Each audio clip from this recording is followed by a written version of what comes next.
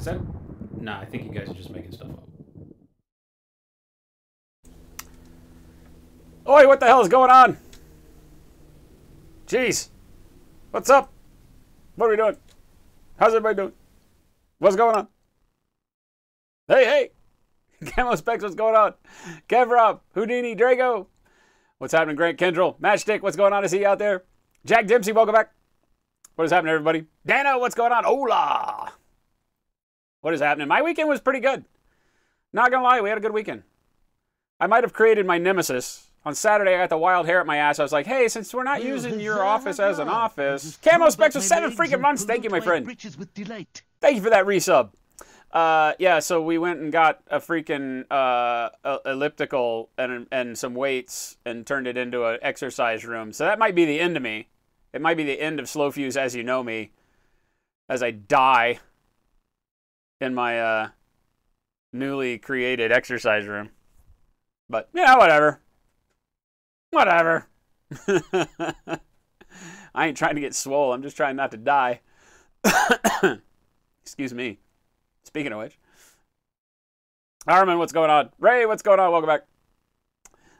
Get that year-round beach bod. There you go. There you go.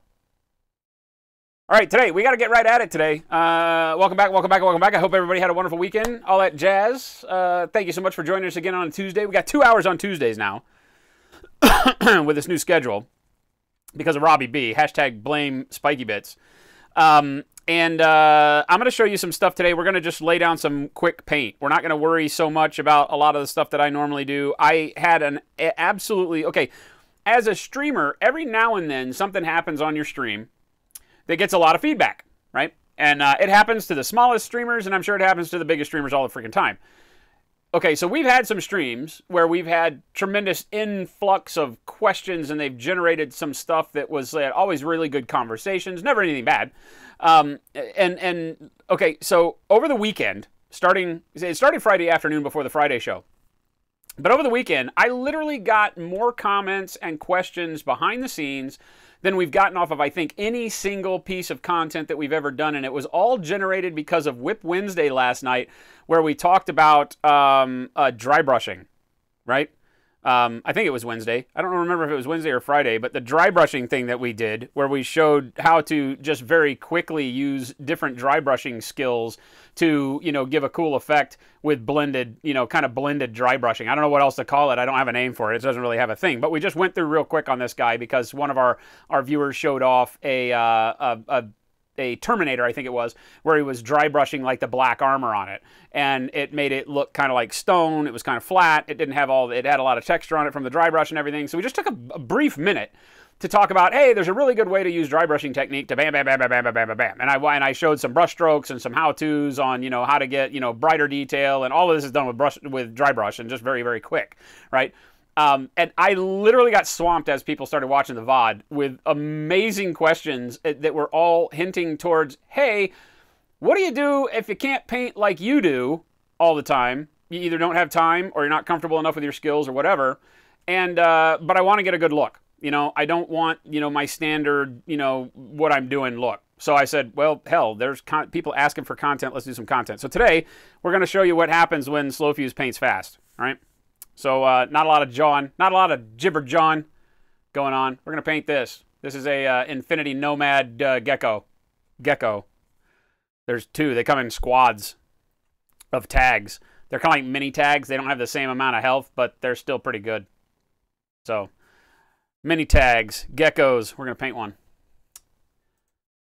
I was blown away by the amount of questions we got.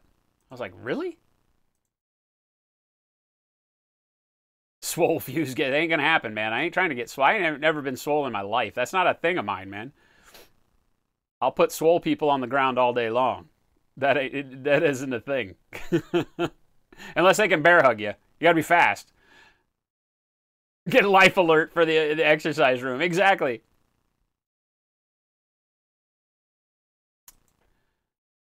No whip on Tuesdays today. Camo Specs, we might take a look at whip at the end of the stream, but I don't ever guarantee it on Tuesdays. But tomorrow's all whip all day. Falarian, a lovely good evening to you too, my friend. Relaxed ending of the day with some miniature painting. I love that, right? I love it. I love it. My day has been literally like balls to the wall nonstop. So this is like calmed down for me, and now I got to go a million miles an hour. So we'll see how this works out. I said the word quick. Yes, we're going to paint some fast stuff today, Houdini7. Don't hold your breath. There you go. It's Mrs. Ray's birthday, not Ray's birthday. it's Mrs. Ray's birthday. She's 35. I wish her happy birthday on Facebook, but let's get some hype in chat for her too. Fast and quick. Yeah, I know. I'm not feeling well. Jen's not here, so I can do what I want. Snake Man, what's going on?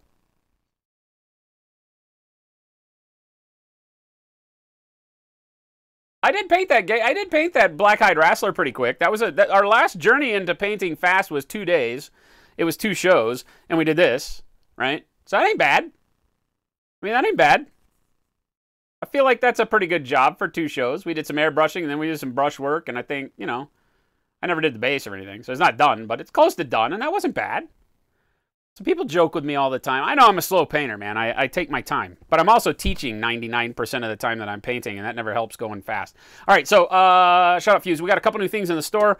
We got the new Moss Deposit stuff from AK. This is an enamel paint. It's an enamel effect. If we get some time during the week, maybe tomorrow, I'll show you guys how to use it. It's a great stuff. It gives a little bit of texture, not quite as much as, say, like the rust texture from AK, but it's going to give a really nice, dingy, you know, gross, kind of wet, nurgly appearance. It's great for using on terrain, on models, whatever, but you got to be careful on how you use enamels, so I'll show you how to do that. And, of course, to supplement that in the store, we also have enamel thinner now. So make sure if you're interested in buying any of the enamel effects paints that we bring on, we won't bring on a lot of enamels, but stuff that I have used in the past that I really love, I will. We'll bring that on, and now we have the enamel thinner too. Always a word of caution on the store. It says it. I'll keep saying it if you ask me. Every time you're going to use enamel paints, use synthetic brushes. Don't use sables. All right, with that said, let's paint. First thing I want to do, airbrush. Bing! Let's do some highlights. You know me, I can't get away without doing highlights. I don't care what Kenny says. I'm doing it anyway. So airbrush, paint, neutral gray. Neutral gray! Do it! Do a swamp base on stream for the crocodile. Oh, I should. Belzaro, 4 months. Thank you. Twitch Prime. Thank you, my friend. Muchos gracias for all the support. Fert, in an hour it'll be your birthday too. What? What? Happy birthday to you, Fert. Prematurely, but that's all right. Balls to the wall. Maui Blood, what's going on? Star Wars Legion? Nah. I don't ever really, I mean, you know, we did the Star Wars thing in December, and I'm a fan of Star Wars. I like Star Wars, don't get me wrong. But it's not something that I really like in tabletop gaming, right? Because I just am not interested enough in it and to, like, paint. I don't know why. I've got a Scout Walker from the Imperial Assault game in the other room that we could paint up, you know, when that comes out. But I don't know. I was hoping that they would get their act together. They were supposed to release it by end of Q4, beginning of Q1, like, you know, beginning of January, end of December. And that they shit the bed on that at FFG. So when that all went south, I kind of wrote it off. If I see some miniatures through here someday, I might, but I like X-Wing as a game, but I don't have to paint it. Big difference. I can repaint it, and doing the repaints in X-Wing is kind of cool because the ships aren't people, right? The ships can look like anything, I feel like. Whereas the people, you know, like Princess Leia, C-3PO, all that kind of crap, you feel like you got to kind of stick to a... It's like painting superhero models for me. It's like you got to kind of stick to canon or whatever. All right, stop trying to derail me. Here we go. I'm just going to real quick start blasting on some gray pre-highlights here. You'll see him start turning gray up top. Do the gun as well. All right, down on the feet and legs. A little bit. Never really getting too close with my brush. Right, turn him around. This guy's big enough. I'm just going to rotate like 90 degrees, get this left shoulder. All right, pile on some gray on this side. Backpack. You guys know the drill. You've seen me do this a million times. I'm just going to lay some highlight down, going all the way down the leg. Right. Turn it to where I've got just the backpack facing me. Right shoulder, side of the backpack, down on the calf and the foot. Never letting the gun get much closer than it is, you know, at my start point. I'm just letting the paint has to go further, so it'll be less intrusive down below. Now we've got the beginnings of a good pre-highlight, super, super fast. Now, because I don't want any pure black on this stuff, you see me do it a million times as well, I'm going to pick him up and I'm just going to kind of look at the guts, right, where all the shading is, and I'm going to go ahead and feather in a little bit of gray down here. Not too much. I don't want to overdo it, right? But I want to get a little bit of gray poked up on the bottom of the arms, into the armpits, up underneath, right? Nothing too drastic. Just get rid of all that pure black, right? Same back here on the back panel. And again here, because we've got pure black there, so I just want to nail it with a little bit of gray. Again, not too much. I don't want to overcome all of my shadow with gray. That's kind of not the point. I want to make everything still dark. I just don't want pure black, because everything's going to eventually have color on it, right? All right, bingo. There you go. First layer of pre-highlight. You got some panel lines. Everything's starting to work out better for us. And now we're going to switch to white. I'm going to blow through this real quick. You're getting to see how I do it when you guys aren't around. Who am I trying to kid? I don't do things like this when you aren't around. I still take 18 million hours to paint. Mostly because I'm dancing around the room like Tom Cruise. Except I'm a better dancer. And I'm better looking. I know, I know. Goes without saying. Goes without saying. It's hard to be me.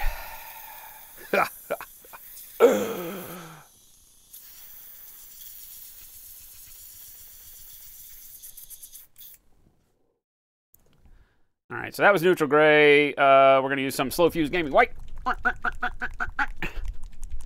Yeah, I'm all about Grease 2 dance numbers. Not even a thing, Camo, but thanks for that. Why is nobody my friend? I used to have friends, I thought. Maybe they were just lying all the time. You don't need much for this, just a drop or two. Don't got to go all crazy. A little bit of flow improver.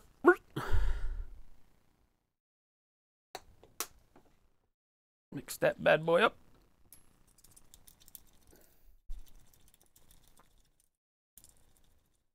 And before anybody asks me, this model's not for anything, so. Just for schnitz and sniggles. That's a thing, right? All right, same thing. Same thing. White. And I'm just going to aim. Now, the white, I am not going to focus white down into, you know, the underside of the model. I'm really just going to kind of stay up here towards the top with this very light dusting of white. Right? I've thinned it way down. Right? As a matter of fact, I feel like it's maybe starting to gum up my nozzle. Not really bad.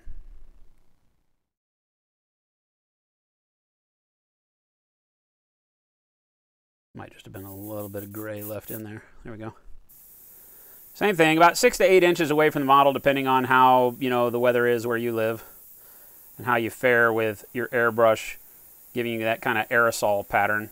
You know, if it starts dotting too much, go a little bit closer, but don't get so close that you're, you know, overtaking all of the paint.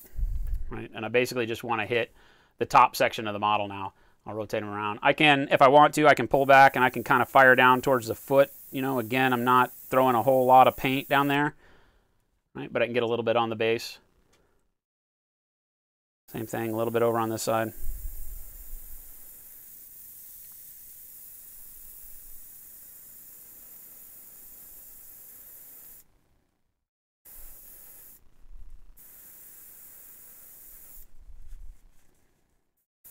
And again on this side.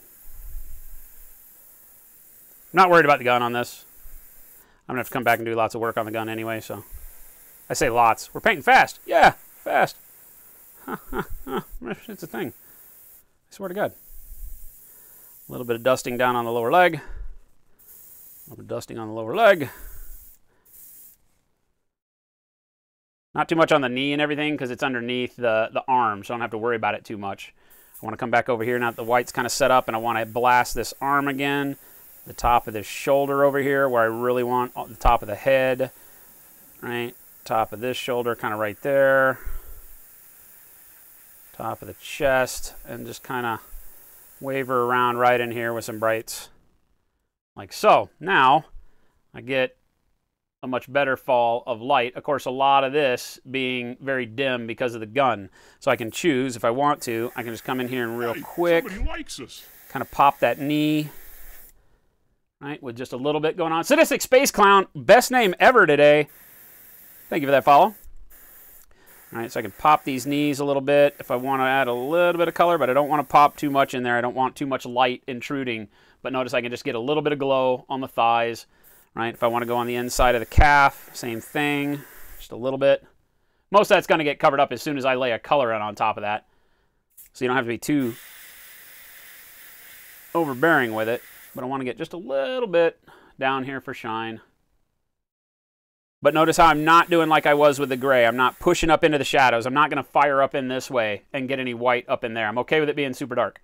So I'm basically just anywhere where I can find an angle, maybe on the side of the thigh here, going down towards the knee. Maybe hit that up a little bit, right in there. That's fine. Already got the outside of the foot pretty good. Maybe a little bit on the top of the butt cheek here.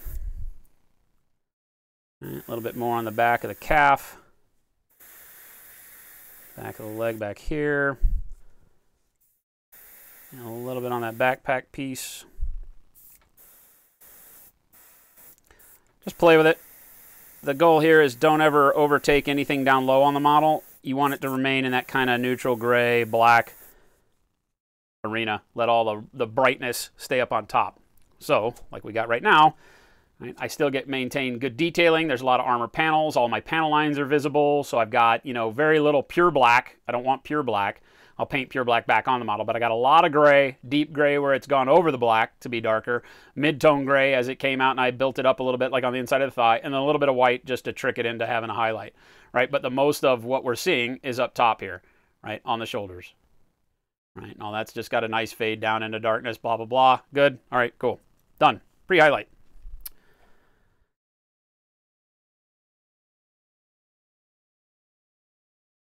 Seen me do it a million times. If you're going fast like this, I always say, like, normally you'll see me build up whites, and I won't use any grays. I'll just start with white, thin it way, way down, and then I'll just keep building whites up over them, until I get to this same kind of thing. But if you're going fast, use gray. Pound some gray onto the model, and then pound white right over the gray. You'll get a very similar thing, although it will have harsher contrast to it than if you just build up the whites over time.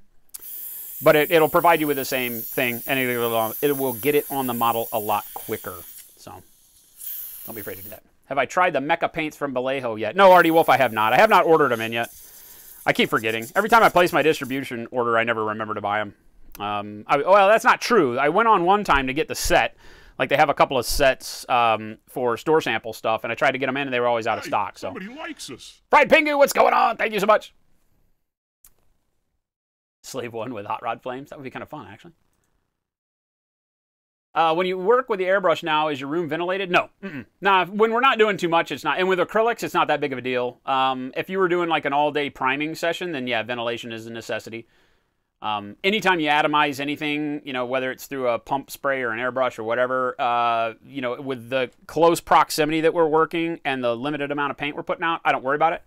But if you're doing lots, yes, definitely do. Because anytime your lungs take in you know, that fine mist, you're putting extra weighted crap in your lungs that you don't want. So it doesn't matter if it says that it's non-toxic. It is heavy molecules sitting in your lungs, and that's what causes problems.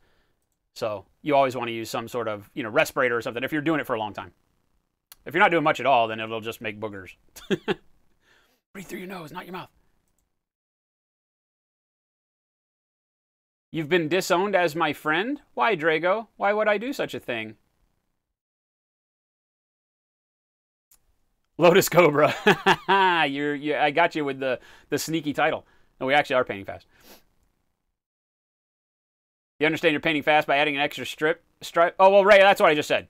The gray to white is just a quicker way to get that build up without having to feather all the white, wait for the dry, feather the white, wait for the dry, feather the white, feather the white, feather the white. Because normally I'd feather white like 5 or 6 times. This is gray, white. Bam. There you go.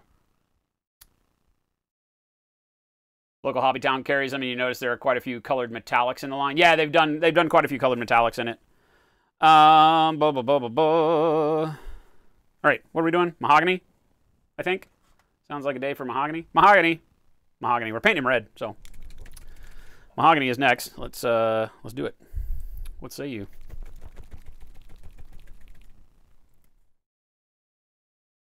So all the pre-highlight does is it makes sure that if we go through and do this step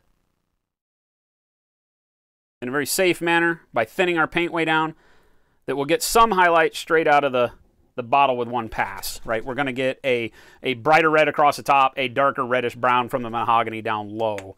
So it's going to set up a really, really good base for our pure red, right? But you want to make sure you do this pretty thin. If you're not comfortable painting thin with your airbrush, if it spiders out on you all the time, just keep practicing. If you're really not comfortable doing thin paint, you don't want to take the time to practice, you want to do what I'm doing here and just get paint on the model, then don't worry about the pre-highlight stage.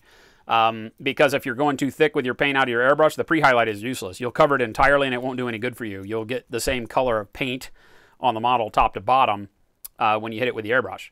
So that's up to you. We paint very, very, very, very thin. Always thin off the brush, thin out of the airbrush, to the point where, I mean, on my hand, you know, it's very, very, very, very, very, very thin, right? So let's do it. Same thing. Now I'm just going for coverage. I don't care about angling the brush. I don't care about how far the brush is away from the model. I mean, other than I don't want to cause myself problems. But what I'm going to do now is just go for full coverage. I know there's a lot of this model that's going to be black. We'll come back and black those areas in. I'm not worried about it necessarily. I just want to get a good coverage of mahogany on here. And notice, number one, that the mahogany is a pretty good red. It's not bright red, but it's a pretty good red when you hit it over that white. Okay? Again, why we love mahogany. Oh, let me count the ways.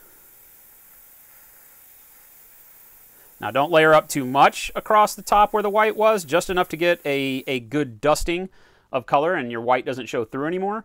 If you continue to build up the mahogany, of course, it will darken up with every single pass. So try your hardest when you're shooting at a particular angle like I am now to cover all the areas you can see so you don't have to come back and hit them again, right?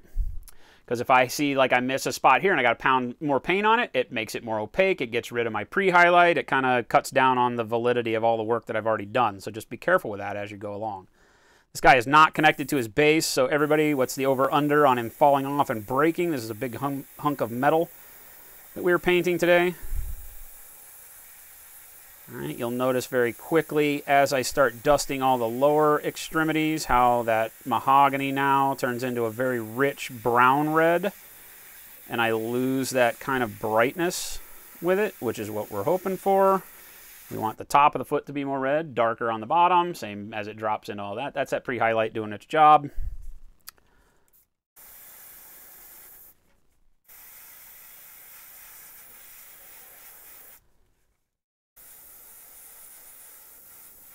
Again, just fast and loose with the airbrush. I'm not really carrying a whole lot. I don't have a lot of trigger pressure on, so I'm not putting out a crap ton of paint, right?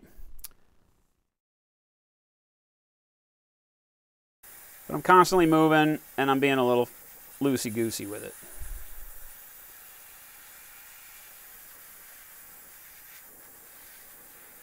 Now, same thing in the dark areas. You don't want to build up too much of your paint, mainly because in the dark areas, you'll lose the benefit of that black giving you shadow. You build up more, it'll become more mahogany, and the color will meet in the middle. You'll lose all of this work that you've done.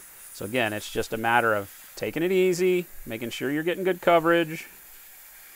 Everything gets hit with red that needs to be red, but don't overdo it, right? I'm not worried about second coating, whatever. I want that black and that gray and that white to show through.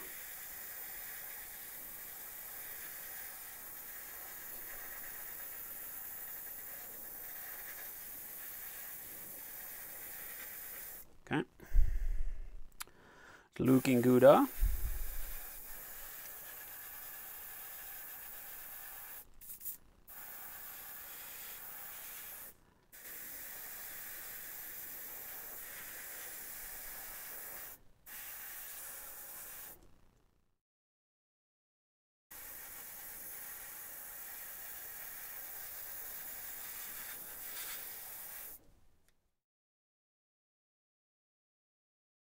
I'm pretty good about it. Don't think I've missed anywhere. Question mark.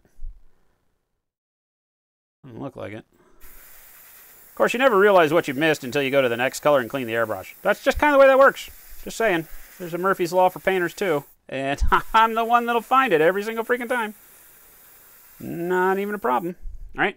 So bingo. There we go. We've got a good, nice red delineated through our whites and grays, right? So there's no super like bright spots that don't blend out. You know, we get a little bit of bright on the shoulder, but then it fades back nice and neat to a deep reddish brown on the back, right? So we get a lot of shadow on him still, but now all that shadow, instead of being black, is now colored with the armor, right? So everything's got a glow of red on it at least, and that's all the mahogany we really need. That's a good layering. So you're not trying to worry too much. There's a little bit on the inside of his neck here that looks like it could be a little bit more in there, just so I'm covering up my primer.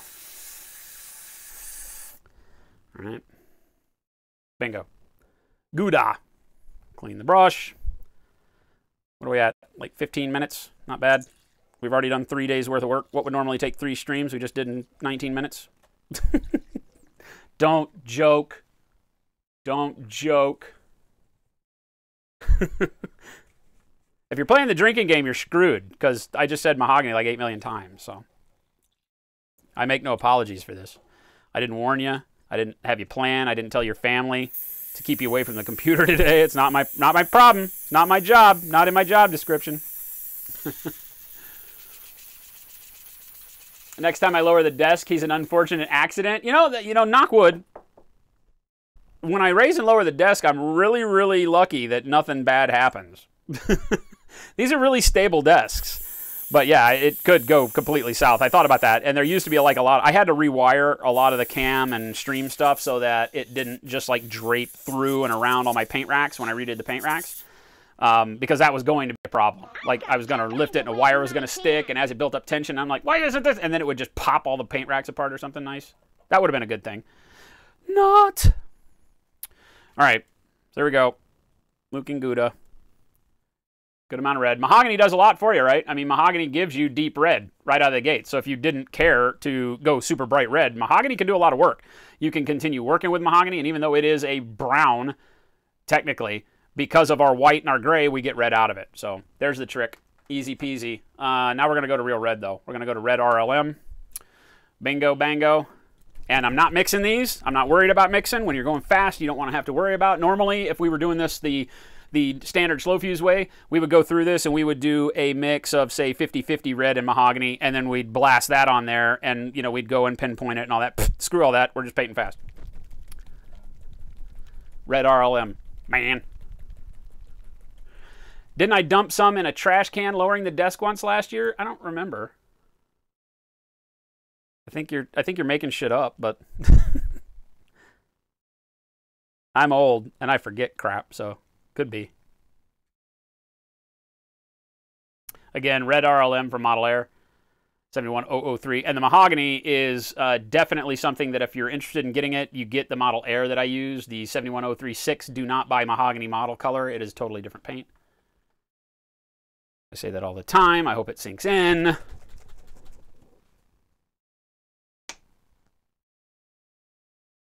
Boshek, what's going on? How the hell are you? Good to see you. Real thin on all of these. I'm adding the same like 50-50 of flow improver to paint on each one of these. Notice the big difference in this red. Right? And because we've left enough of the brightness, we went thin enough with our mahogany. None of our pre-highlight got covered up too much. So this red will still benefit from the same things the mahogany did. The darker colors will cause this red to shift down. The brighter area around the shoulders will cause it to amp up. So, plus, if you do this right, you shouldn't ever have your needle get dirty, which mine's doing really good and playing by the rules right now. All right, same thing. Let's do it. Red RLM, aiming at that right shoulder right now. Let's pump that up. A little bit over on the left shoulder. Crossing over on the backpack. And one thing you'll notice is that this will darken the model up. It's not necessarily going brighter. We're just hue shifting. The red itself will put more darkness because we're covering up more of that white pre-highlight. So always be aware that if you get to a point where you really like the value of a color on the model, sometimes adding more paint thin over it will dilute that, even if the paint itself seems like it should be a brighter paint. Right? The red should be brighter. But when you look down at the value on the top of the toe, back of the thigh, it's actually brighter there than when we put the red over it. But that red's amping up and doing our job and now falling into that darker mahogany. All right. We're going to blend that. We're going to hit those areas that are kind of in between with the red as well. So where it transitions down the backpack line there, outside here, stuff like that. We don't want to hit it too much. Same kind of principle as when we were doing the mahogany. We don't want to pound so much color on here that we lose the shading and the transition between them. Like we've got this really nice buildup going on the shoulders where it goes from bright red now into that medium kind of red that the mahogany provides us, and then down into a really deep, rich kind of brown off of that. And we don't want to lose any of that, but we want to feather a little bit of red through there just to shift that hue into matching with the red. This allows you to do things like use vampire red that has a little bit more purples in it. If you want to use it on your dark side, then you can come back over with the red RLM. As long as you just kind of barely fart some red RLM over the dark colors, it'll bring it all together.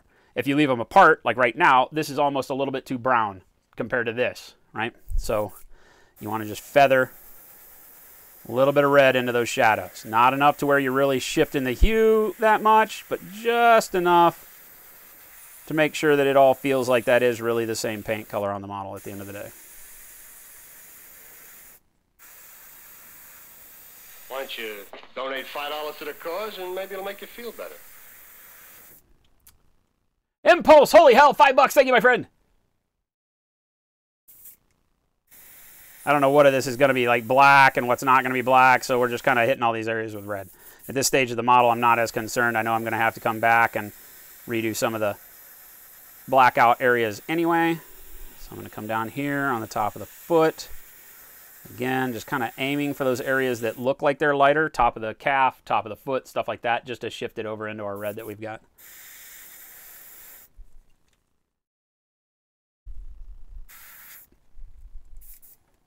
Same thing here. I've got this transition now where I go from red and then it shifts down into mahogany. So I just want to pull those together a little bit. I'm just going to dust this very, very thin red down into the mahogany a little bit. All right. $5 donation received from Impulse0890. Please more streams like this.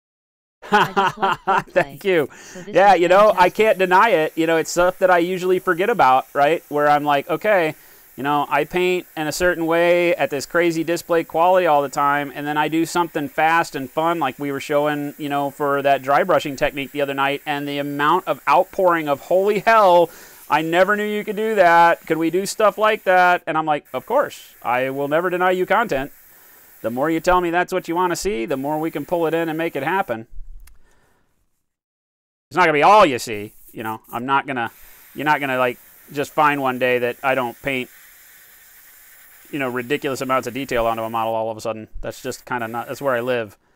So, but this stuff is fun, and I know that it can help people, especially as you're getting used to an airbrush, things like that, you know, showing you that you can just kind of blow through all this stuff real quick. The key to everything I'm doing here is the thinness of the paint, right? Let's pull out a card, or let's get one of our, it's a piece of just palette paper, right? So let's show you how thin I am, right? You look at that, it looks bright, but in reality, that's very, very, very, very thin. I'm putting paint on the model like this. This is how I'm dusting. When I say I'm feathering over that mahogany, I'm doing this. Notice how it's pink because so much of the white paper is showing through, right? So practice painting with thin paint.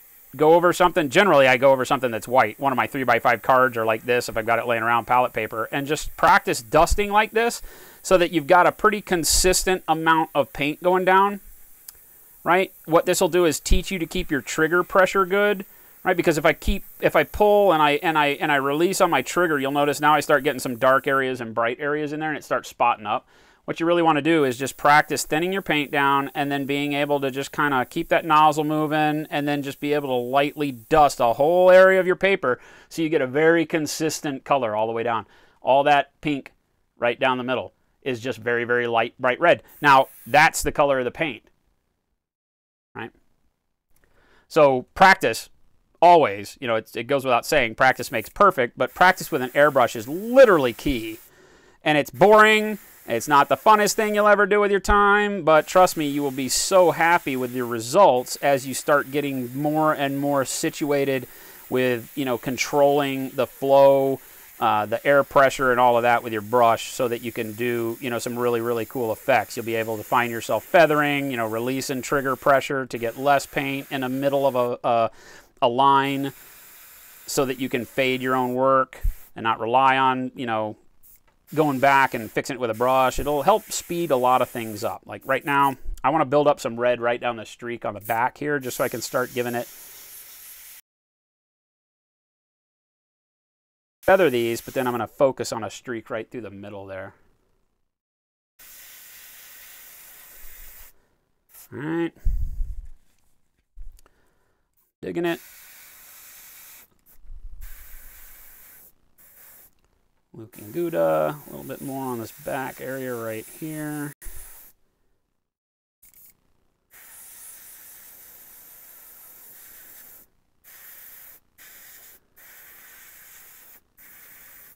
All right. Pretty good. Not gonna lie. I like it. All right, now, a trick that we don't normally use. We're gonna do it. Old Tease with 5 freaking months. Thank you, my friend. All right, here's something that we don't do when we're not painting fast. Generally, you've seen me do it for edge highlighting, this next step that I'm going to do, but I don't normally do it through an airbrush at this stage. Again, a lot of things that you will do when you're trying to paint fast or when you're just, you know, you're more worried about learning the technique and getting it down than you are about, you know, making a model that's, you know, perfect in the nth degree. You can do some things that wouldn't normally hold water in the long term, you know. I'm not saying you can't. Well, anyway, we'll just do it, and we'll let you judge, right? It's something that I wouldn't normally do because it's not as controllable as I like to do my painting when you're doing it fast. And that is going to be to do some sunny skin tone over the top of this. I know, don't freak out. Don't freak out, I haven't lost my mind yet. Well, I probably have, but I have some of my faculties left, and I'm lying when I say that they're here right now, but just trust me. All right, so we're going to get out some sunny skin tone, if I can find it. Wo ist? Sunny skin tone. So sunny skin tone 7845 is a model color. Again, very specific. The model color sunny skin tone is what you want. Sunny skin tone. It's a bright yellow, fleshy, yellowy color. There you go. Easyification. You have a hard name. Easyification. What's going on? Thank you for the follow. Sindri, what's happening? How much paint do you put in the cup for a basic size figure, or just have to guess and adjust? It depends on what you're doing. Are you base coating the thing? I really only ever use 1 drop of paint. Unless I'm priming, most of the time you'll see me put like 1 drop of paint. Maybe 2 drops of paint. You will very rarely find any paint in the cup of my airbrush that comes up out of the neck, right? Like I could literally paint without the cup for most of what I do. It's just that as you move the airbrush, you'd slop paint all over the place. So the cup is just a way to make sure paint doesn't spill out for me. I don't use a lot of paint. You don't need to. People that put a lot of paint in their cup are wasting a ton of paint. You may want to waste paint because you may be mixing in the cup. So you'll find sometimes I'll put 2 drops of red and 2 drops of purple, and we'll mix it in the cup, and I'll have way more paint than I need, but it's just easier sometimes to mix and get your color set up in the airbrush than to mix it in a, you know, plastic cup or something off to the side and try to pour it in. So then I will put more in, but generally not. Oh, Tease, what's happening? How many years did you need to be able to spray without painting my fingers all the time? I don't know. I never counted. Am I not getting paint on my finger? I'm really not, am I? Never. A little bit. Got a little bit of primer on my thumb.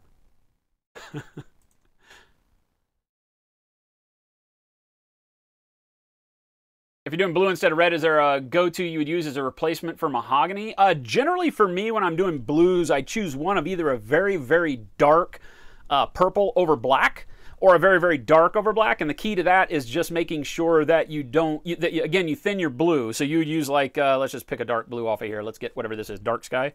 Yeah, so like dark sky would be a good base coat for blues, but you would go very, very thin. So you can imagine dark sky with half of that and half black showing through it. So it mutes it down. If you've got a darker blue than that, fine. If you wanted to mix black with that, fine. For blue, you don't really have a base color that accentuates it. Like for red, browns work really well. With blues, there's purple, you know, works really well. But again, thin over black does wonders for your shadow layer. And then you can start playing with it. Like right now what we're going to do is kind of the opposite. We want highlights on this, right? We've got a good amount of highlight. We've got good reds, right? And the reds drop down into good shadows for us, and everything's looking pretty good, and I'm happy with it. But how do we bump that red back up to get the value back out of it so it's not a dull red? I want to be able to have it be a little bit of shine. So how do we do that without going to pink? Well, here's the way. Take a little bit of Sunny Skin Tone. You could use... I would stay away from just a raw yellow if you could. So like somebody was asking, that's like 1 drop of paint out of the model color. That's all I'm going to put in there. Of course, we're not covering a whole lot. So. Commander, what's going on? Thank you for that follow. Welcome, everybody. Hope your weekends were fine.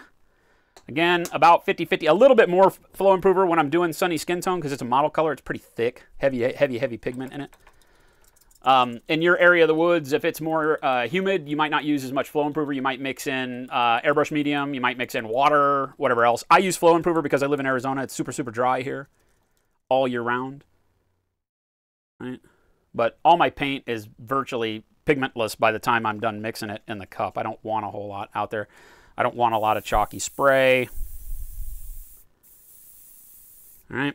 Now, same thing that we did before with the white for a pre-highlight kind of staging. I'm going to take this and do it with Sunny Skin Tone. Brush about 6 inches away from the model or so, and just light dust on those areas where I know I'm going to want to pump my red up brighter. All right. So top of the backpack back there, top of the head up front, top of the chest right there, over on the shoulder, this shoulder, top of the arm. All right. Just a light dusting like that. Okay. Now I'm going to come back in. Get a little bit on the top of the foot. Get a little close in there. A little bit on the back of the calf area here. Maybe in here on this knee. Like so. I can kind of come in here and hit a little bit of these areas on the back of the thigh there. Again, I don't want to get too carried away because we're going to lose our top-down kind of, lighting effect if I put too much down low. So I just want to skim the top of these areas down low and focus more up here. All right. Now I'm going to get in really tight here.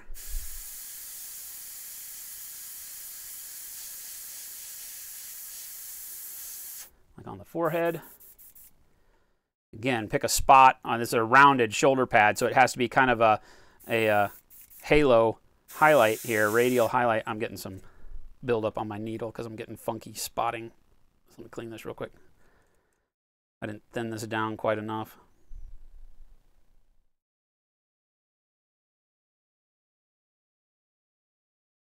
All right. So I'm going to get in tight. I kind of want right where you see that brightness. I'm just going to hit it there and layer it up. So I'm going to let the color start flowing out. And then I'm just going to start moving the tip of the airbrush in a circular pattern a little bit. And then come back and blast right in the middle of that. Bingo. And I get that kind of nice radial glow highlight right in the middle of that. Again, it's all about just literally just point in an area. Right? Like here, I want it right about there. So here I'm just going to point in an area until I start seeing pigment, and then I'm just going to move the airbrush nozzle in little tight circles to get that glow faded out, and then come back right in the middle of it and pile up a little bit of color. All right, so now I got 2 nice kind of shine spots on there. The forehead, if I'm going to keep, I think I'm going to probably keep this area here yellow or red, so I'm going to go ahead and just kind of come in close and highlight a little bit right here on this back section. Right, a little bit of spotting there. I want to get the tops of these, whatever the hell fin things are that are here. So let's, I'm going to angle this away from the model and just let my overspray kind of give me brightness on those. I'm not actually aiming at the model right now. I'm aiming off towards my finger, and then I'm just moving the airbrush in until that overspray hits that edge there of these little fin things. So I'm basically aiming at my finger, like right here. Right? And as I see pigment build up on my finger, I'll drag the brush down, aim it down a little bit until I see that pigment start picking up on the top of that fin there.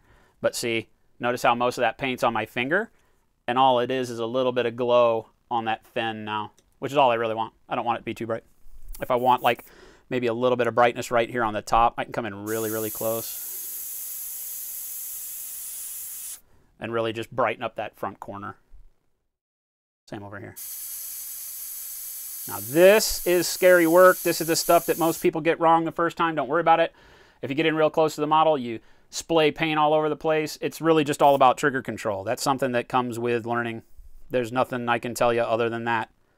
I want to get a little bit of brightness like right here on this chest part that's sticking out. So again, I'm going to get in real close. All right, just build up a little bit of paint. Start moving that nozzle. Get that little shine there. And probably the same thing right over here.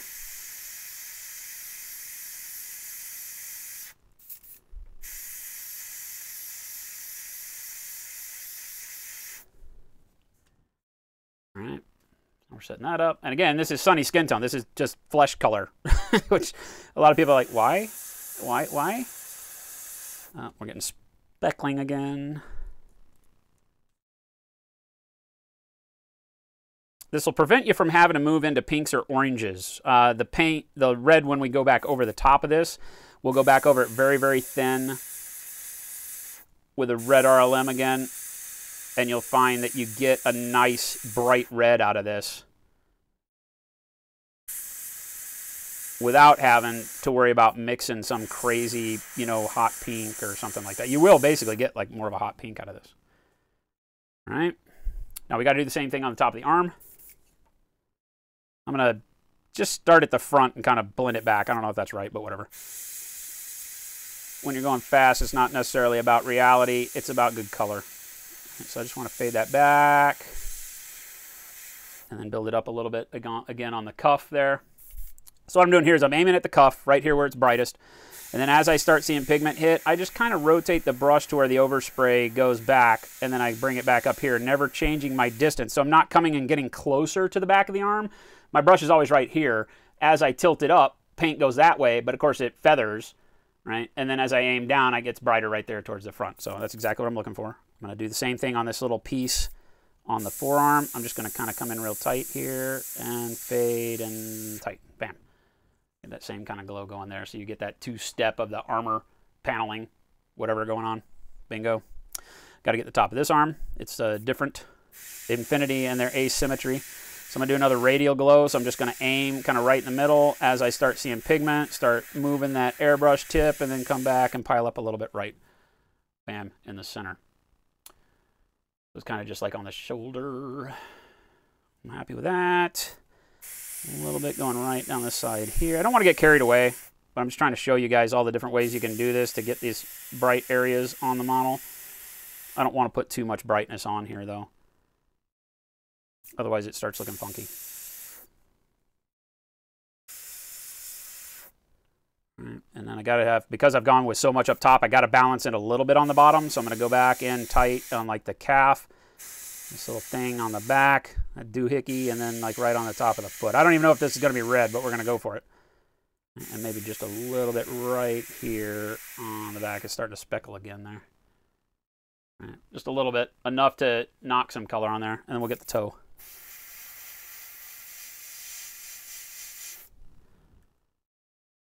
Right. Same thing over here, toe.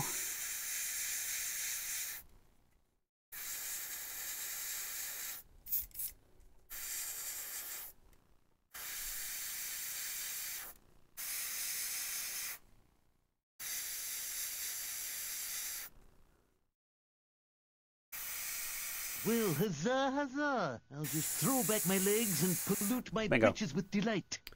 Slack Zombie with 13 freaking months. Thank you, my friend. All right, bingo. So now we got some good highlights on there. We're not worried, obviously, about this color anywhere up underneath, right? We don't care. This is just for all the spots that are in the sun, all right?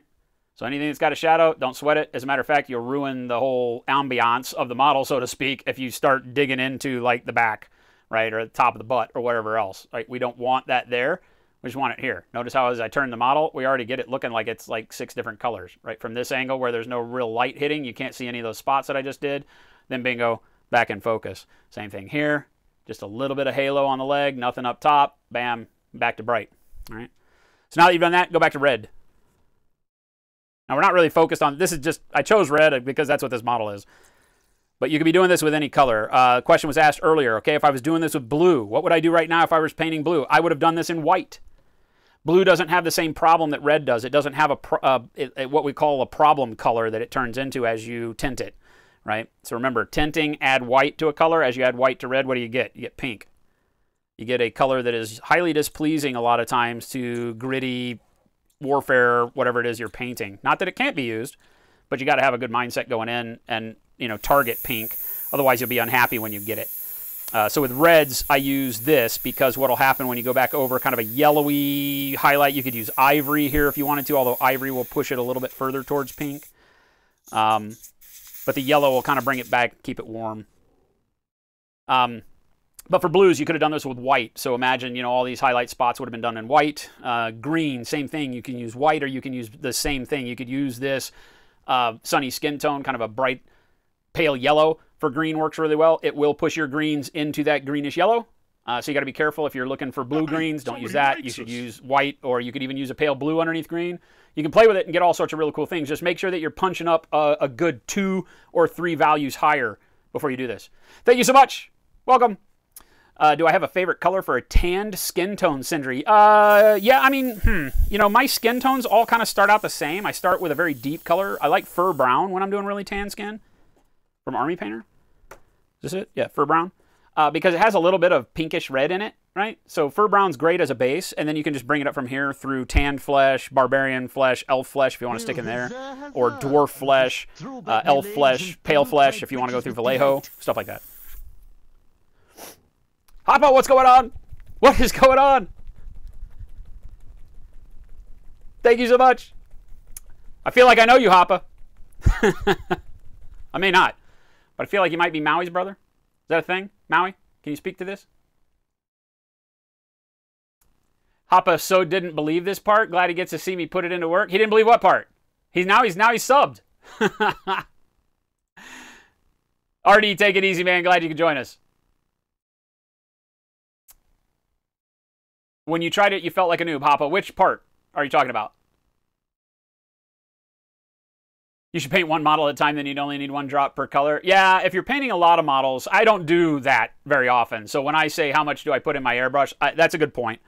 It's not fair for me to say I only ever put a drop of paint, but they also have to understand that I'm very rarely ever, I'm going to put 2 drops of red in here. Not because I need it, but because I'm going to thin the crap out of it. Here I want this to basically be like, you know, dirty water glaze. So, you know, I got 2 drops of paint in there, so paint barely, you can see it, it barely is even in the neck of the airbrush, right? There's no paint in there hardly. Now we're going to float that, what I call floating. I'm going to put enough that now, check it out, right? I got all that as flow improver all the way up into the cup. So probably 2 to 1 flow improver to paint for this section because I really want this to actually be more like an ink in the way that it sprays over the model. If it's even a little bit too opaque at this point, you're going to have a problem because it's going to cover up that yellow and you're not going to get very bright. And it's okay. You can repeat this step as many times as you want. If you get yourself to a point where you put on like your bright highlight color and then you spray red, let's say, over it again, and that doesn't brighten it up for you at all, that's fine. You can just go right back and do it again. This is repeatable as many times as you want to do it, as long as, obviously, you're not building up paint texture on the model. Do this 100 times, and all of a sudden there's no detail on the model, but you get my drift. All right, so here, again, this is back to what we showed, right? It's all about being able to have trigger control and very, very, very, very, very, very fine application of paint so that I'm never putting more paint on this model than that at any one stroke, right? So let's start with the shoulder up top.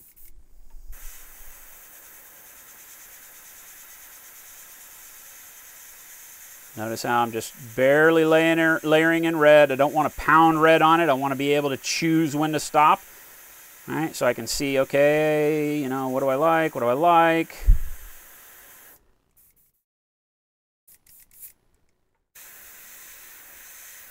All right, I'm going to add more red to the outside of this area too as I put red on there. All right, so now I've got a good highlight glow.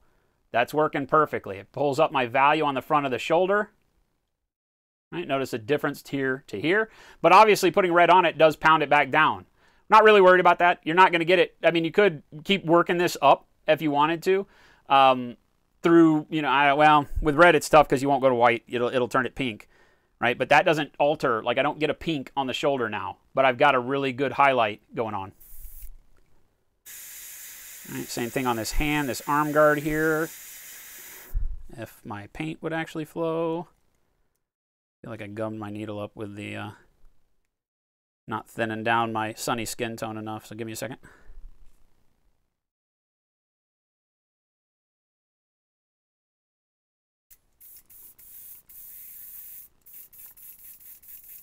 Okay, there we go. Same thing here, just light dust of red. All right, bingo. Now I got red. Make sure you get it from all the angles so you don't have any of that sunny skin tone just kind of hanging out. I got like a chunk of it right there. Let me see if I can get that off.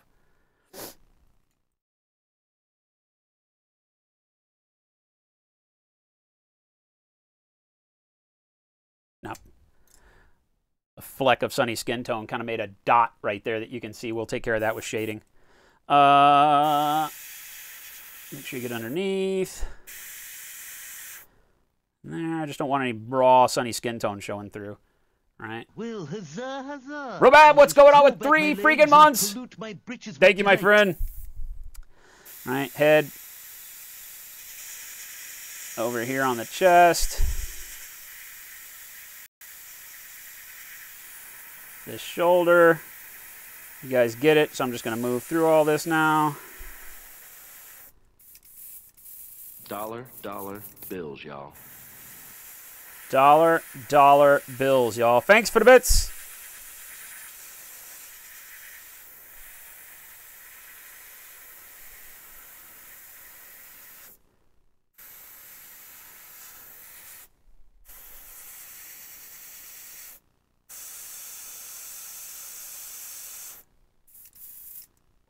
Get down with... it overrode itself. It didn't even let itself finish with it. Get down with the cloud.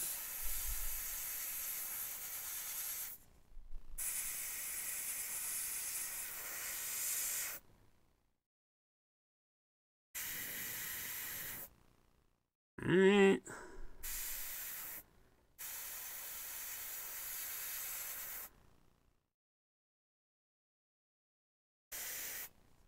Anything down here, just want to make sure I cover up anywhere where I've got just that skin tone.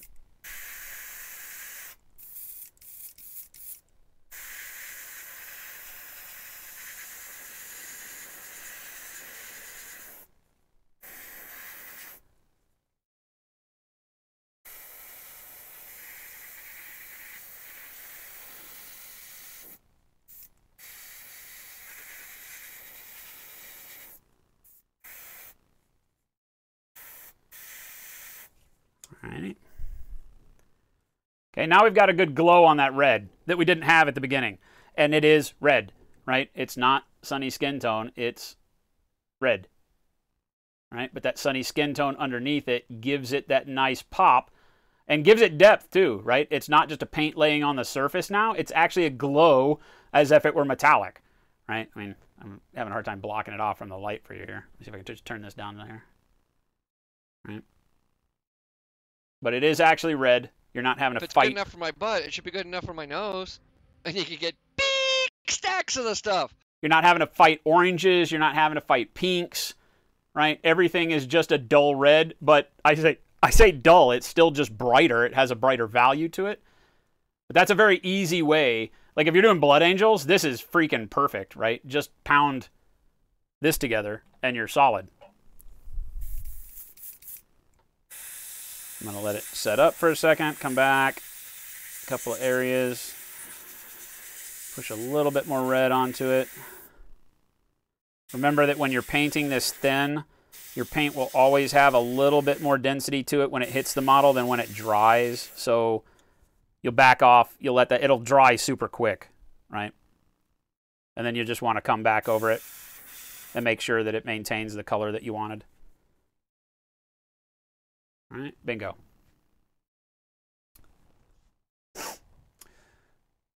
Valerian. So hopefully you understand why I went back over it with the yellowish color. It gives a brightness to it now that we've covered that back up over with red. It brightens up your red. People have a lot of problems with red, trying to find a good mix. You could technically mix sunny skin tone with red, you're going to get hot pink. Okay, so it doesn't take a lot of sunny skin tone to get you this color if you were going to mix it, but I found over the years it's much easier to just forget mixing, blast sunny skin tone on here raw, and then get used to painting really, really thin, and then come back over it and smack it with a red dusting. I mean, it's almost like literally a red ink. You know, it has a transparency to it to where everything that we spray this time with red is showing through, but we're getting that really, really nice. There's a good shot of it right there. That shows you what the model looks like without this secondary glow. Right, so notice on the tops of the toes, the shoulders, everywhere where I went in and spent a little bit of time highlighting with that sunny skin tone, we get a really bright red that's in the same hue. It actually doesn't hue shift much when you're using the colors I am, red RLM and mahogany. This is one of my favorite workups. Mahogany, red RLM, sunny skin tone, red RLM back over sunny skin tone. Because I don't find it to have like a hue difference. It doesn't push my red into orange up on the shoulders or anything like that, even though you would think red over yellow. But it doesn't. Because the sunny skin tone is enough of a pale yellow. It's meant to be, you know, like well, exactly like that. Like if you got, you know, pale skin outside or something like that. So again, mahogany, red RLM, sunny skin tone. These are the only three colors we've used, right? And you get a really, really nice red going on. Especially if you want to, I mean, now obviously a lot of the technique that we did was set up for doing the metallics with the shine the way it is, but this could have been anything and you would get the same deal. You just wouldn't have done like maybe spot shine on the shoulder. If this were, you know, like a cloak, you wouldn't do a spot shine. You'd fade that shine off and it wouldn't look as quote unquote metallic, right? There you go. A real quick and easy down and dirty way. We've been doing this, we're coming up on being live for an hour, probably 40 minutes of that we've been painting. So in 40 minutes, you can get a spectacular red on something. Right? Now, we got to get darkness back on this model. Shadow, what's going on? Studio J7, what the hell's going on? Spiky Rob, what's happening? This is not a Blood Angel. Or it might be, but it's the old new style armor. You were doing the yellow skin tone pre-shade, Hoppa, and it wasn't working for you? Don't be afraid to push it heavy, but you got to blend it nice, right? The sunny skin tone, I still run it thin, but I don't run it near as thin as I do with like the top coat red, right? The idea with the sunny skin tone is to give you that bright pop on the model. It's going to look completely ridiculous when you put it on there because it's the total wrong color for red. But that's where faith comes in, right? And then you got to get used to that thin red over the top. And like I said, if you're too opaque with your red, if you go too thick with the red over the top of this, because this is, if you just joined us, this is what we did all these highlights with, right? But then we put a little bit of red right over the top of it and very, very thin red. I mean, look at how my red is coloring the side of the cup in my airbrush, right? It's damn near transparent red because we loaded it completely up with a flow improver. You know, there's very little paint left in there right now. All right, so I've let it dry. I'm feeling pretty good about this. I'm going to go ahead and hit a couple more.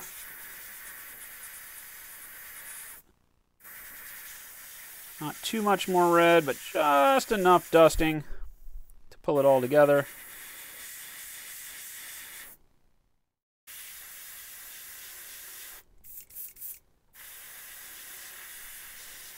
I can go back and even if I've got like some shadows that I don't feel are red enough, I can use this real thin red to kind of glaze in all that. So if my red up on top gets a little bit too bright, right, then I may have to come back in on these shadows that are, you know, kind of that brown mahogany red and mess with them. Pound a little bit more of this thin red in here on like on the inner thighs so that I get a little bit away from the brownish of the mahogany since now we've got this cool brighter red up on top. That's up to you. You just kind of play around with it. But the fact that this is so thin allows us a lot of control and a lot of variability. I can come through here and pound it in, and you're noticing that I'm not changing much of the color of the model, but if you're here where I am, you can see the subtle hue shift into that brighter red. It's like I'm catching the back of the thigh where that brown mahogany is pretty much all that's showing. And just pound a little bit more red into it through all these shadows. Up on the bottom of the backpack, down low, shoulder, bottom of the arm, all of that. Obviously not so much that it drags it into my highlight color, but just so it sells it all as being the same red. I'm not trying to paint this guy as ultra dirty. So my brown isn't intended to be anything other than shadow quality or shadow color. All right, and bingo, there you go. Now, you could, if you were going for like if you have, forget that we're painting fast today, quote unquote fast. If you wanted to now take this model and push it to the nth degree, you could start taking your sunny skin tone and your red and blending them in the cup and doing spot highlights. And you could start in with maybe a little bit of white you could shine on there too, over the top, to give it kind of a really nice blast of color. I'll do all that with a brush. If you're comfortable with your airbrush, then you can definitely do it at this point, because we're doing this as a how to get a model to look good really fast.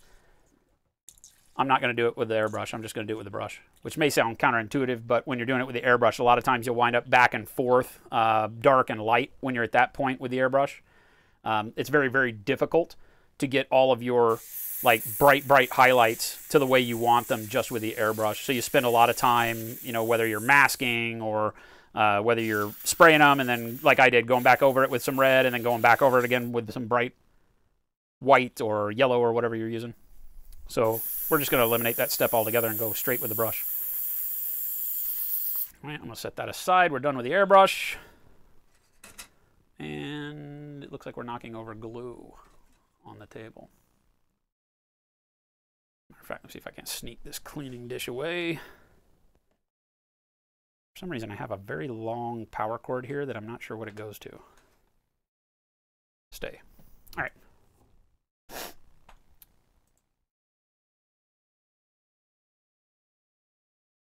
Old school is new cool. New school? No, I don't think that's true, but it is, and not at the same time. I don't know. He doesn't have faith. Now he does. We teach faith. You forgot we were painting fast when I started talking? Yeah, I know. That's the only problem with doing this. Like streaming and people asking me to paint fast is tough because I spend half the stream talking. Can I move the VOD for the dry brush to YouTube, Ray? I might try to download it and section that part out, or I might just do it again. Knowing that how much people liked it, I might just do a model, you know, and run it from the top like that. We'll see. We'll play around with it. All right, first thing I want to do is just go back and black some stuff in, because a lot of what's going to happen on the model is going to be based on gaining the contrast back from the areas that are black, like the back of the neck is black, the gun, getting rid of our overspray, basically. Okay? Because right now everything looks out of focus. We can tell it looks good, but you lose focus with an airbrush because overspray on the gun, overspray on things that don't need overspray. Even the overspray on the base will always throw your eyes off. A lot of people don't think about that.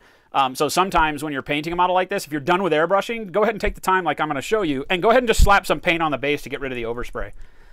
It seems trivial, but your brain and your eyes don't react well to having that fuzziness sitting there. So if you can, you know, just go ahead and take the time to, what did I just knock off? Like I'm just after I started boasting that, you know, I never knock stuff off my desk, and now you just keep knocking shit everywhere. Slowfuse, bad at hobbying. All right, let's grab a brush. This is just black, model color black, and like I said, just take a little bit of time to go ahead and get rid of all of this. It won't take you much time. You don't got to do it perfectly. You just want to make sure that you know, throw down enough paint to get rid of that kind of blurry, hazy effect if you can. Right? Because as you cut in, it has a huge, huge difference that it makes. And I see a lot of people not doing this, and that's fine. But I'm here to tell you, if you're airbrushing, just taking a little bit of time to make sure that everywhere where your model has an edge, that edge is clearly delineated, makes all the difference in the world towards getting a good paint job going and getting your brain to understand what you need to do to sell it. Like, I'm not even using this base at the end of the day. This is just a base that I can hold on to while we're painting him. But if every time I go to paint the foot, I stare at that blurry ground next to it, I may make some really bad color decisions or blending decisions. Who knows? Better safe than sorry.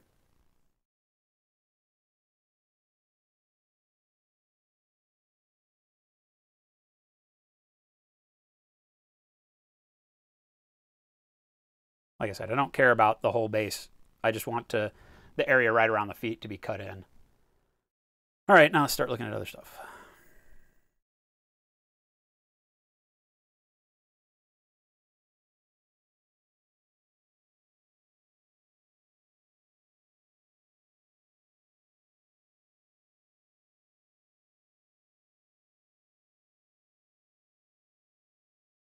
By far the hardest part of trying to get something done quick is cutting everything in. You know, it's so easy to slop paint on the wrong part. You've got all this stuff you're happy with your airbrush, so it's worth it. Even if what you're trying to do is get a model done real quick, just take your time.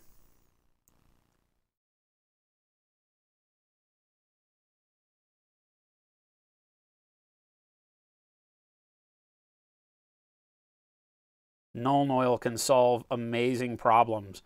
If you have an area where you feel like, oh my God, how do I get the brush in there to cut that in and not have that be red anymore and blah, blah, blah, blah. Just get your black as close to it as you can. And then you can wash this with Nuln Oil in those shadows if you need to. And the Nuln itself will darken up the red. It can look janky sometimes, but you can use it as a tool.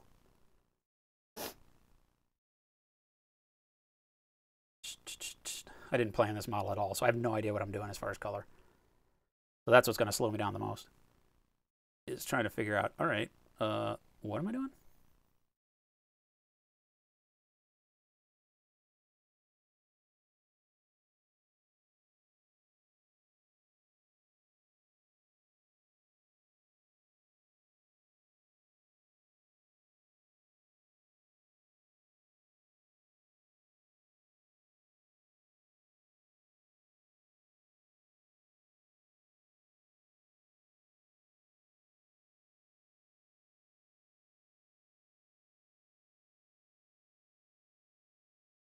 If I want that whole area black, I guess I do. It looks like that's all. Well, I don't know.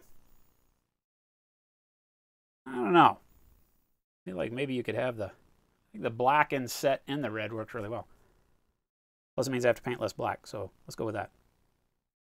Again, tricks of painting fast. You just want to get some contrast on the model. You don't necessarily have to go into the nth degree of separating colors out and, you know, painting tartan, whatever the hell's going on. You know, you can get away with just like loosely picking out what details would be what color. Tell your story a lot quicker. I'm just going to paint these circles black, and I'm going to assume a lot of the rest of the crap down in there is not.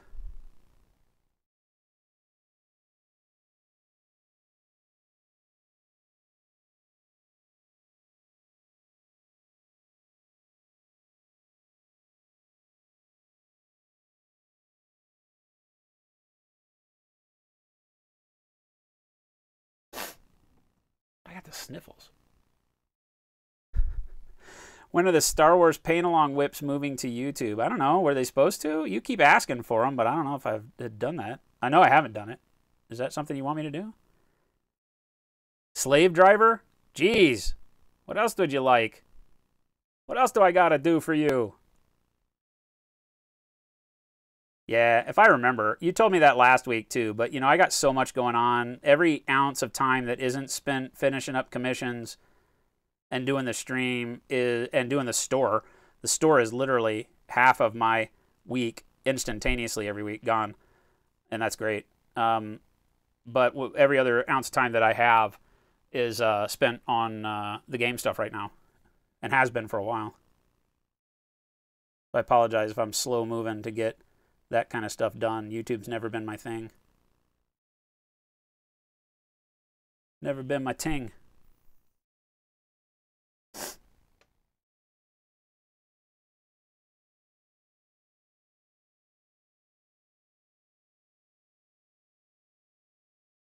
We do need to shoot a bunch of small videos. That's something we promised to do here in the new year, was get a bunch of small one-off tutorials. Like, you know, we could have done a small tutorial on just like how to do your red like we just did.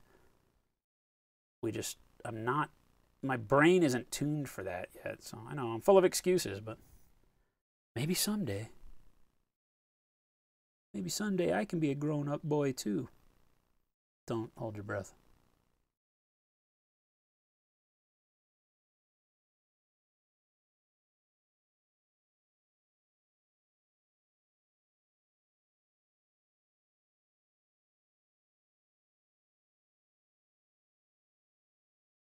I want to make sure no matter what we do that we have some time today to show you how you can do some really, because we talked about it last week and that was part of what a bunch of people were asking. There was a whip picture of a Magariba guard, and I said, you know, it's really easy to go through And he had done a great job on the blacks, doing like kind of a black metallic feel on his Magariba Guard, which is a big tag from Infinity, bigger than these, right? But an Infinity model just the same. And he had done some black metallic on there that was very, very nice looking. And I was talking to people about how, yeah, you can do that, and you can make that effect happen really, really quick. And so, of course, a lot of people are like, prove it? Can you show us that? And I was like, oh, God dang it. Now I have to do it. So this model's got a lot of, that's why I chose this model. It's a good base for doing some quick reds and a lot of black metallic. So if we can, I want to be able to get some of that done before the end of the show. The key component we did, which was get really good contrast on a model really, really quick with the airbrush, showing you that you can blow and go. You don't have to spend, like I would normally, like an entire show laying down your base coats and highlights and stuff like that with the airbrush. You can, obviously, but that's not the point of every model we paint. Some models you're just like, I just want to play with this thing. I just want to take it to game night next week or tomorrow or tonight, you know, or whatever the hell's going on. You just want to get some stuff done. So, you know, as you can see just from the top, well, let's paint the gun real quick because before I have that conversation, because it will really come full circle once we get the gun blacked in.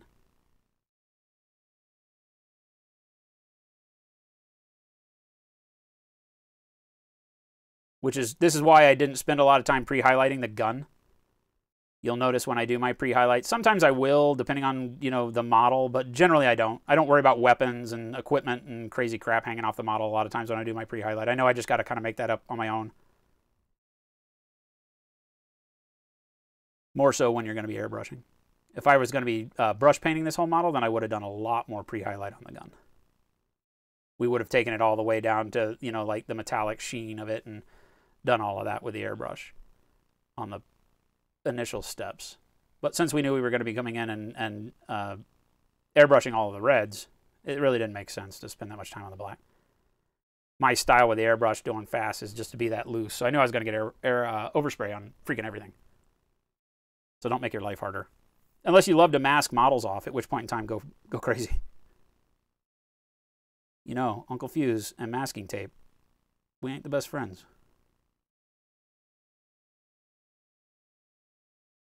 People are like, you know, you could mask that off and do that. I'm like, I'll just freehand it, damn it. I don't know what my hang up with masking stuff is. If I can't mask it with a 3x5 card, just blowing and going real quick, then I usually don't do it. I'm like, nah, I don't have time for that. Ain't nobody got time for that.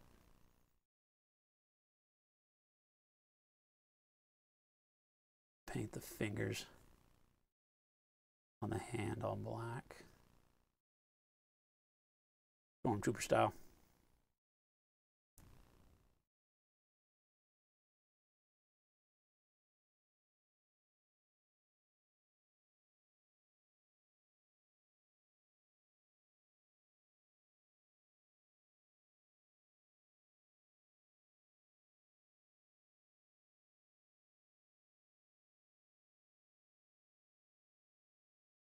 Nobody's asked the question of why am I an idiot and put this model together all the way before I painted it.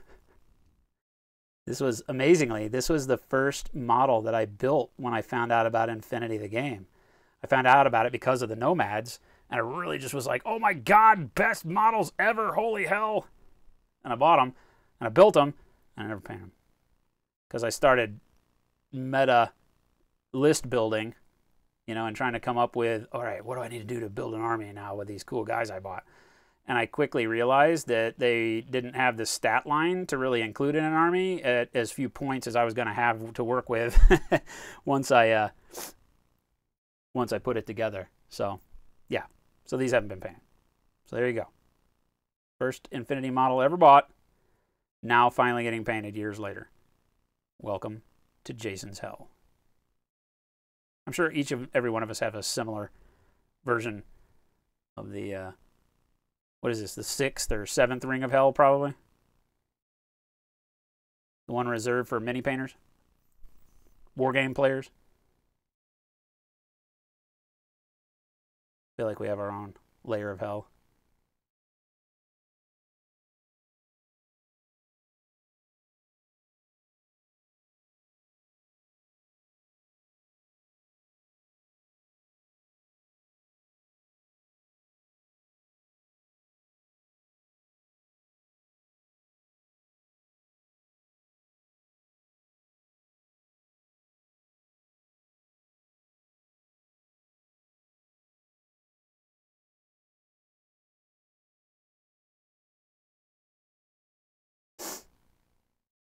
God, sorry if I'm breathing into the mic, guys. Sniffles are starting to overtake. Can't breathe.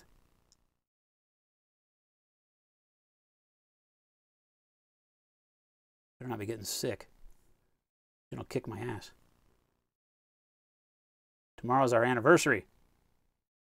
Our 3-year anniversary tomorrow, Jen and I. So we are going out to our restaurant where we met.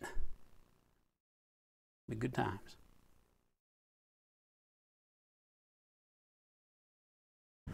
All right, so now you can see very quickly how just by cutting in the blacks up top on this guy, how it really pops that red even further, right? It gets rid of the haziness of the overspray of the red just by having those areas darkened up. And I don't even have them all done. Like, I'm totally forgetting his forearm over here. All careful with the hand on this side, not realizing that, oh yeah, this one's not red.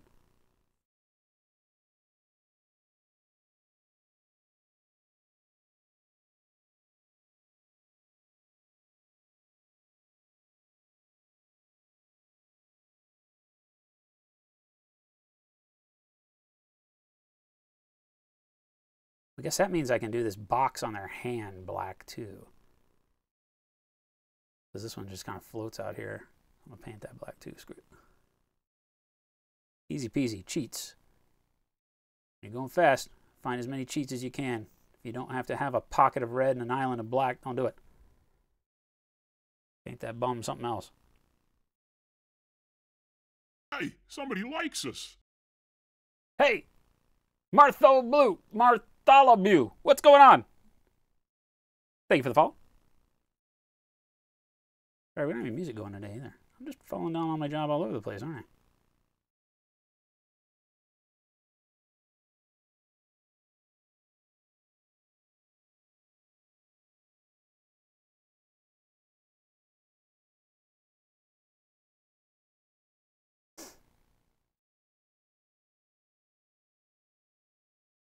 All right. Just quick down and dirty black stuff out.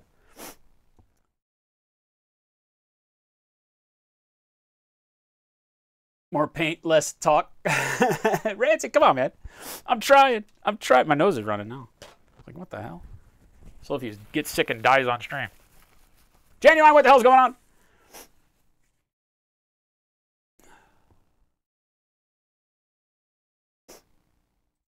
Yeah, I definitely don't have time to, like, assemble a lot of models.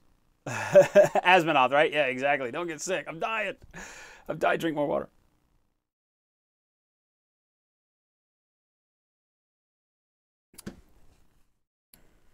All right, let's go back my legs and pollute time my to bridges 417. tonight. Cylon 43, 13 freaking months, Cylon. Hats off to you, my friend. Thank you so much for the support. Let's stick with the upper torso. All right, so let's do that. Blah, blah, blah, blah, blah. For shites and geigles, right? I'm not going to worry about the backpack either right now. Let's just worry about the upper torso because I can show you guys like the metallic grays, how I'm going to amp up the reds, stuff like that, all right? So let's stick with that. So now one thing you can make a decision on here, depending on how comfortable you are with your airbrush skills up to this point, is, you know, you can, let's do the back of this arm while I talk. You can go through and choose to wash your shadows back in, should you choose to do so. I typically don't. So you guys tell me, would you like me to? I tend to paint everything kind of dark, right? So my reds are kind of dark and all that, so I feel like I got pretty good shadows on this model as it is. But depending on how you are with your airbrushing, do you feel like you get enough contrast? Do you feel like your panel lines are popping out enough and all of that stuff right off the top? Let's just do it. Let's do some Nuln Oil on him. I'll show you how I would do that if I were doing it. All right, I just don't want to overdo it. I don't want to get too much of it into our highlight area that we did. So I'm just going to use the shade stuff. I don't use the gloss. Just use the shade. You never see me do this, so somebody take a picture for posterity's sake. Because now's the time. When you're going fast, what you want to do is make sure that you've got your procedures right and that you are ready and willing to do your... where is that synthetic? I had a new synthetic brush. What did I do with it? Magic Box. We has Magic Box. Magic Box has in its contents a brush that I want to use. That is a crazy little thing. Here, I need to very quickly hold, please, you.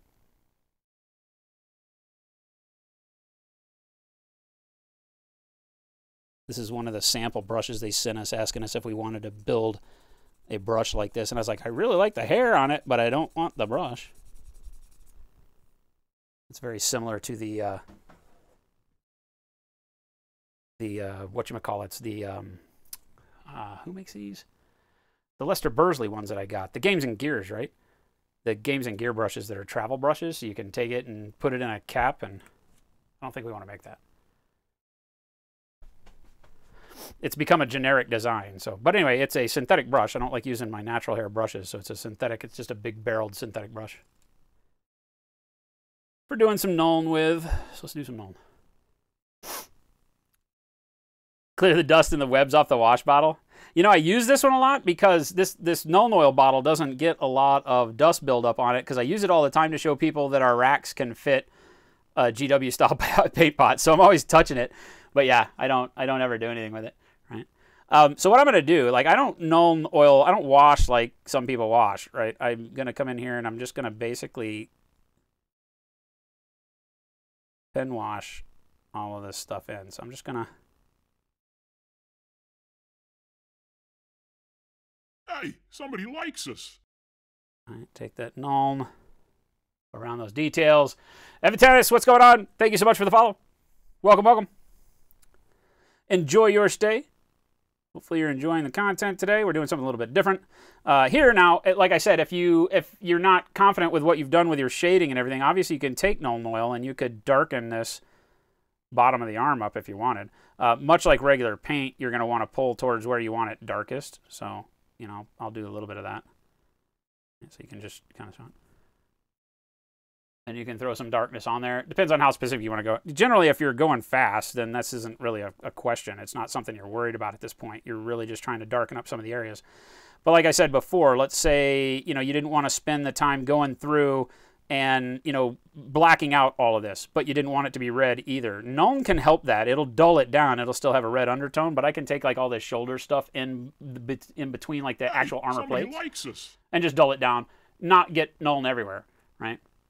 Jumper, what's going on? I'm just going to call you Jumper. I hope that's all right.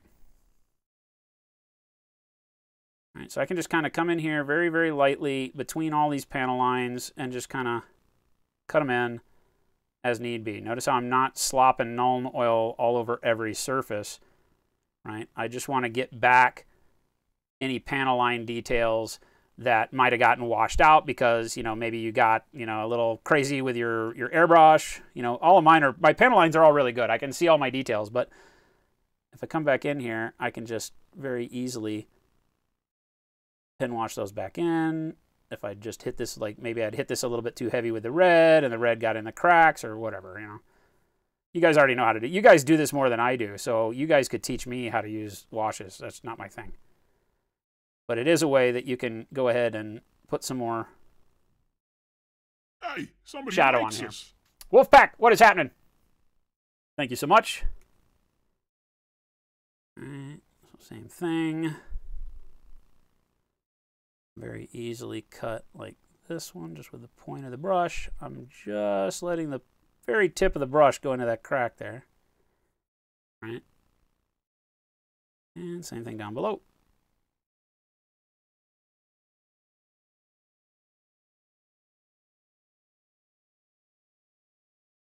Just to bring out those panel lines again. Those did get kind of lightened up when we were doing it. Here, I can go ahead and grab this, whatever this damn thing is on the shoulder.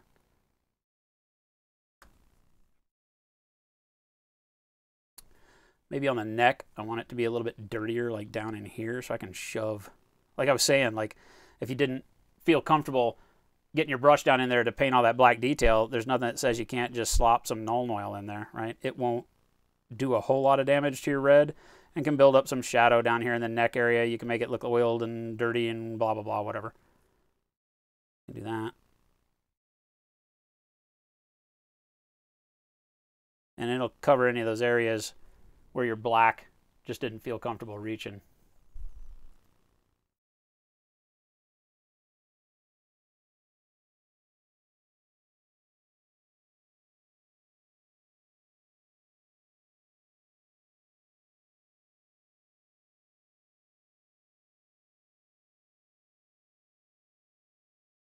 A little bit these little nooks and crannies here. Anytime you do this, you can just kind of poke the brush down in there. Then just use your finger to wipe off anything that came up on the top.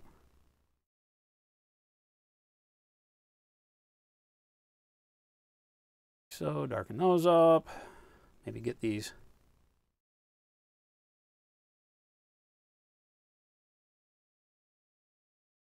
lines on his head.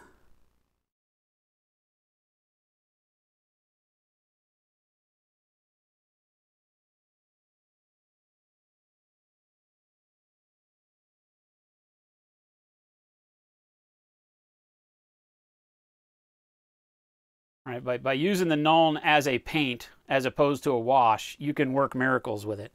It is great stuff. I just normally would be using black paint thinned way down, you know. But the Nuln has a neat component to it where it kind of gives you that almost semi-transparent shadow that a black paint won't do. So it has its values. I just don't use it very much. But when you're going fast, it can cure some problems that crop up from going fast. Inconsistencies with your paint overlapping on an edge, maybe you get a little bit of paint that blurs in someplace you didn't want it. Nuln Oil can fix a lot of that because it can just kind of blur it all together. So definitely a fan. You can use it as kind of an eraser for mistakes, small mistakes. Obviously, it's not going to fix big blobs of paint in the middle of a big armor panel, but if I continue to just kind of use it to paint around these details, right, it'll do wonders for me. But the reason I don't want to use it on the surface is because I've already taken all this time to bump up my brightness where I need it, my shadow where I need it, you know, so I just need it to be a panel lining tool. Like let's say right here, I just wanted to have a little bit of darkness built up across the top of this detail on his chest. Just one little bitty line does it. I don't have to pull a lot of paint in there. I don't have to mess up my hue or my value and my balance on the model with it. I can just basically pull a small line. So never be afraid to use your washes just like paints. Paint with them like you would any other color. They can do some very, very heavy lifting. Like a hair right there.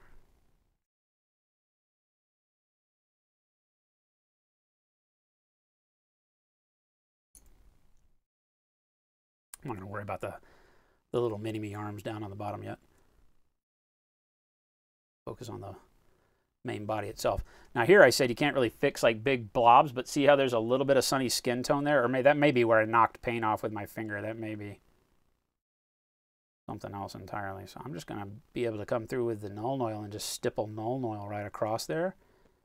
And then blend it down for shadow on that piece. And it'll fix a lot of that. So again, it acts as a pretty good eraser for small stuff.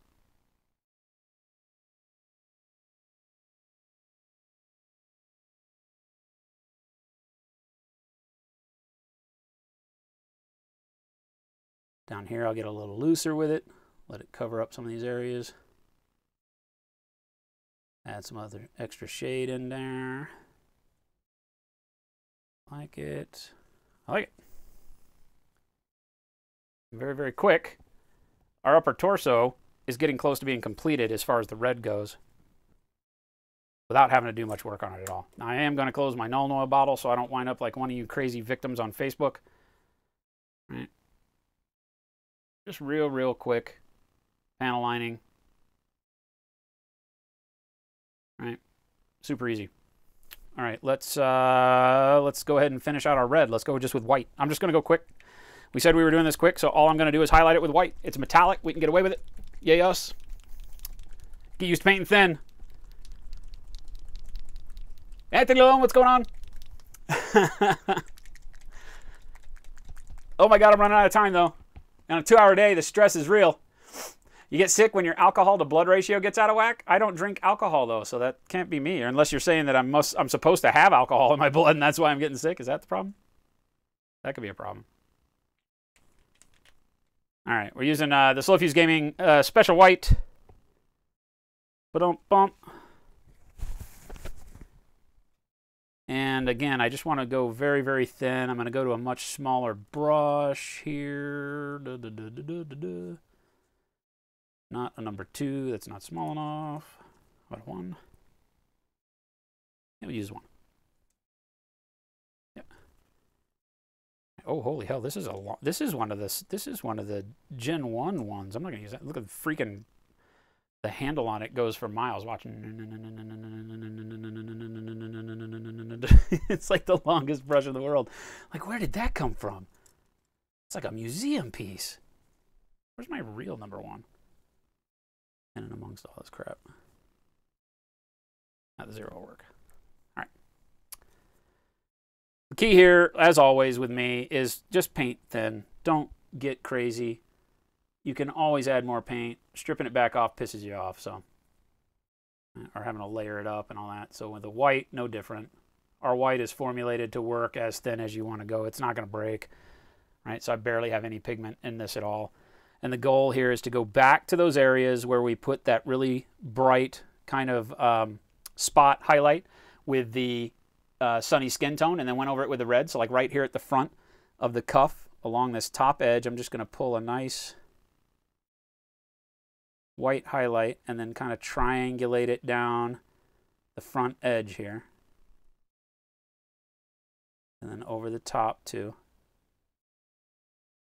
Always pulling my brush stroke towards the edge, the front edge of the arm guard or pad or whatever the hell we want to call it here. I didn't paint that black, so we're going to go ahead and highlight this thing on this side. Asymmetry for the win. All right. So again, just super, super thin is the key here. It's not like this brush stroke is hard other than being tiny and needing to be consistent. You don't have to do a whole lot. You just have to kind of feather it down as you come down to the edge. Finger blot. Like so. And you can notice how that gets it even brighter than it was. And then we can go back without all the wetness in the white. So now our white is going to be bright and thicker. And we can edge that now that we've gone in and put the highlight glow on it. We'll come back and edge highlight all that.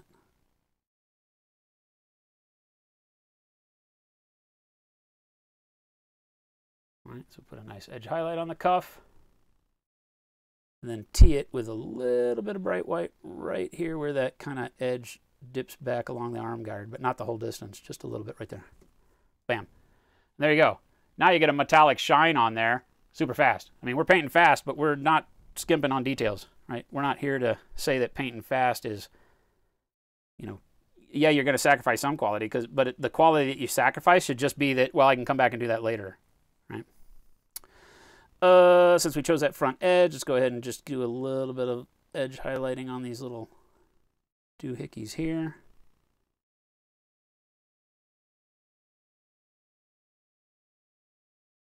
So, right. Now we go back to super thin white. So just a lot of water on your brush. We go back to almost transparent. And we do repeat that same thing that we just did everywhere you need it. So like right here on this little elbow thing, again, just kind of pull white down towards this front section, just like this.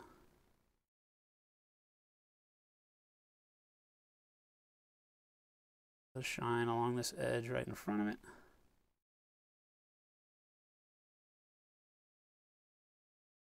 Key here is just to fan that white in. Bingo. Now this one doesn't have a hard edge to it, but I am going to take a little bit of non-thinned white and just poke it right on the front of this deal. Kind of stipple a little dot, V, triangle, whatever, that matches that edge like that. Bam. Now I'm going to wipe most of the white off of the brush, and I'm going to catch a little bit, use the side of my brush. Hey, somebody likes us. Just catch a little bit of that edge. Hey, thank you for the follow. Zant, Zorian, what's going on? Right, I just want to catch, it doesn't have a hard edge along this, but it has a little bit of a fold. So I'm just going to catch a little bit. I'm just going to take the side of the brush. There's not much paint left on it, and I'm just going to lightly drag it along that edge, building up white back here towards the back. Bam, like that. Right, so I get a little bit of highlight streak, a little bit of glow that goes back that entire edge. We built up most of it on the front, offset it a little bit in the back. Just gives it some dimension to it. All right, let's do the shoulder. Let's bounce around. Let's show you this big shoulder area here. These are some of the hardest things to do.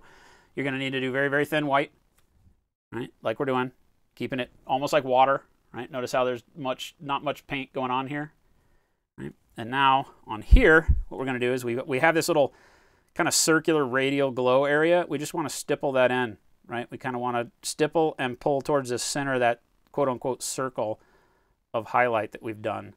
Right, so right in here, notice how my brush shape kind of goes like a clock hand, going top to bottom, northeast to center, east to center, southeast to center, south to center, southwest to center, west to center, northwest to center. See what I'm doing?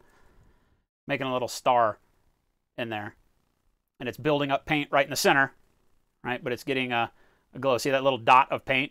If you paint a dot of paint, what does it look like? It looks like a freaking dot of paint, so don't do that, right?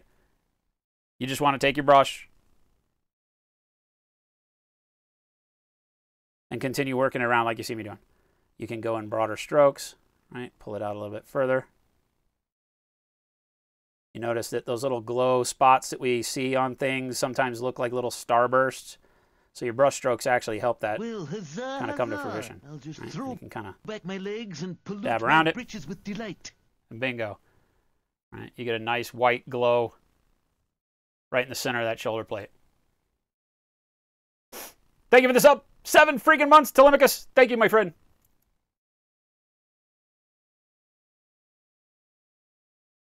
No next level painting, gangster washing. Kenny's a little crazy with his wash, but it works well for his style. Right? It's just not something I do. Because when we airbrush, we do different things too. Like Kenny does a great job of going through with his airbrush and getting that nice pop right from the start, but he's less concerned with the contrast between panel lines when he's airbrushing. He'll just blow those panel lines right out with his airbrush because he's concerned about that area around it, not the specifics of the details with the brush. Right, and then he comes back in and will tailor it all with wash and then off of the brush as well, the hand brush, and that works great. Me, I just have, through my years, I've basically gotten to where when I airbrush, I'm always paying attention to the angle of the model so that I'm making sure that my panel lines, maintain the shadow color and all that with it. It's just a habit. It's not different. It's just different. It's not better or anything. You find yourself washing those panel lines back in and it works great. Or if you can catch them all at the beginning, works equally as well. Here I'm just basically doing some light edge highlighting on these so I can kind of figure out where I want my shine to be. I think I want a shine line to go right down the edge of the helmet here. So now that I got an edge kind of pulled on there, I'm going to go back to some really, really thin white.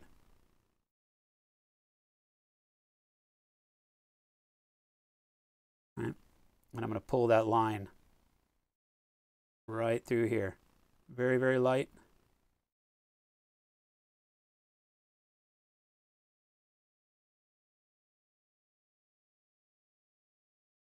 As it reaches an edge, kind of triangulate it down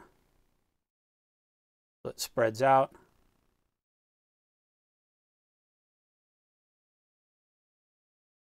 Same thing on the downside too.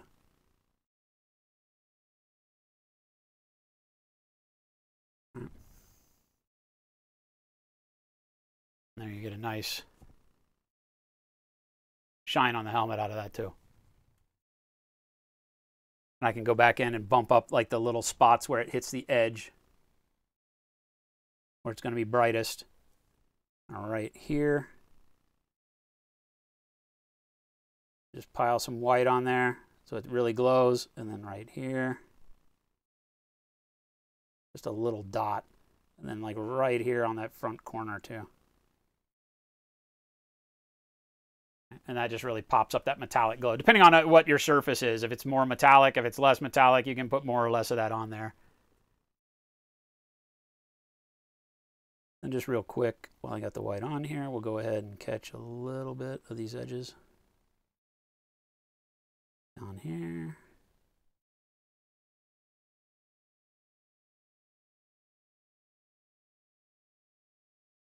There.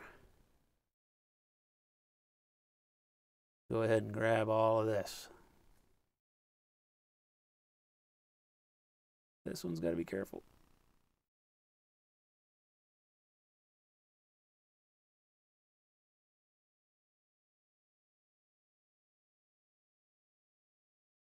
Now you always hear me talking about don't highlight the whole edge. Notice how I'm pulling from like the back of this fin towards the front and thickening up the front, let it tail off towards the rear. The sculpt is kind of rough up there, but we can deal with it. And then right through here, same thing. I stop my highlight where that little gap occurs, and I don't highlight all the way down into the neckline, so that my highlight just kind of tails off and goes back into just the red.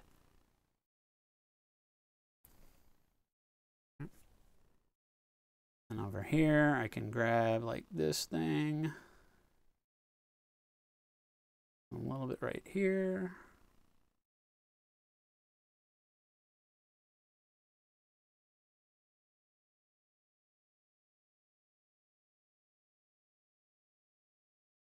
Get rid of most of my paint because I want to get in here. Just a little bit of glow. I don't want this to look like a streak of paint. I want it to kind of fade around on that bicep. Bam. And dude, we're flying. This is fast. For me, this is super fast. But we're getting some really great details on here without having to worry about it too much. I want to get at least a little bit of this gray done, so I'm going to stop with the red for a second. I think you guys get what we're doing. Pick up this little area right in here where we had that glow on the chest, though.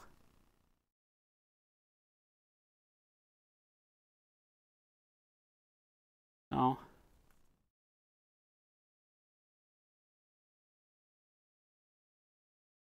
right, and what have we been doing? We've been going for, it's 4:42. We're coming up on, what, an hour and a half. We've probably been painting for an hour and 20 minutes of that. Right? And in an hour and 20 minutes, if you can see that, you know, without too much more, we're starting, stopping, talking a lot. But if you just kept on with your white and highlighted all of your red and then come back and do what I'm going to show you on the grays, right? I mean, you can get a lot done in virtually no time. A couple hours, and this model would be to playable standard. You know, yeah, you're not going to have like OSL on it. You're not going to go in with a lot of other colors. You're not going to hand paint a lot of like unit markings on it and stuff like that. But that's my goal with fast painting. If somebody says, hey, can you paint something fast? Yeah, we can paint it fast. We can get the model to look like this. You know, for me, sitting out on stream, this is probably a 3-hour job to get this whole thing done. And you set it down in 3 hours, and it's gonna be red and black with gray and white on it, right? There's not gonna be any other colors. That's not what we're here to do. We're here to get it on the table, look good real quick. And then you come back, because the key is that this is still fundamentally the same style of paint job I would be doing for any model. It's just I'm skipping a lot of steps to jump forward to things like highlights before I'm really there. But I can still come back and do everything I want to do. I could still come back and do damage and weathering on this, and I would just have to go back and maybe redo some highlighting if I decided to chip an edge or you know, put a battle scar on him or someplace or something like that. So you can always come back and add more to this model very quickly. Well, maybe not very quickly. You can come back and spend as much time as you want on it, but the fundamentals are there. The highlight on the red is there. We didn't change that other than doing it a little bit quicker than we would have if from the start we said, okay, this is just what I'm going to do, and it's my standard 17 colors to build up red. You know, no, we used 2 colors, and then we highlighted it with a little bit of Sunny Skin Tone, blasted some red back over it, black to knock everything out, and now we'll do some grays, and we'll be good to go. Now we're going to dry brush. Ta-da! Yeah, I said it. Yeah, I said it. So, where's the brush? Here, let's use this one. I'm going to dry brush. First color I want is black gray. That's not it. I had one job. Where's the black gray? Anthracite gray. Is black gray? That's like as far away from where it's supposed to be as possible.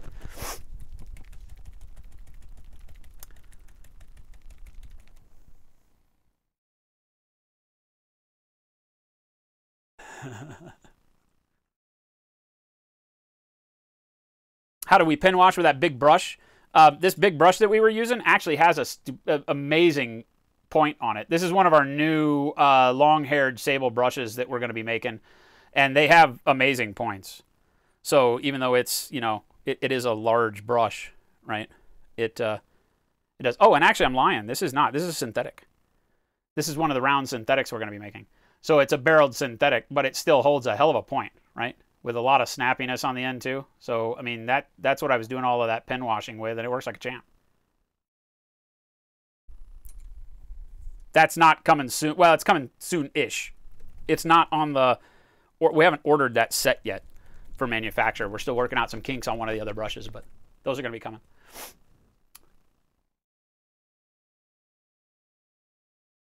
Honestly expected me to hold up the pot of wash and stare at it confused for a few minutes. I know how to use wash. What are you talking about? You guys are like, he's sick, Jen.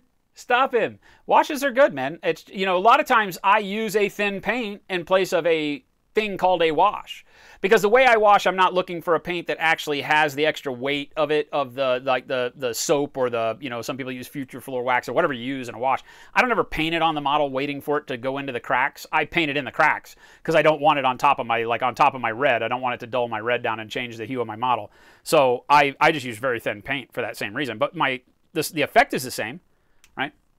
There's nothing different about what I do and what a wash does, other than I don't ever really look for it to go over the whole model, right? I'm just trying to get that little area and those little lines on his head. I don't want it spread out very far. So for that, a very thin, you know, dirty water glaze paint is much better because it won't blend out and cause you like a coffee stain or anything like that.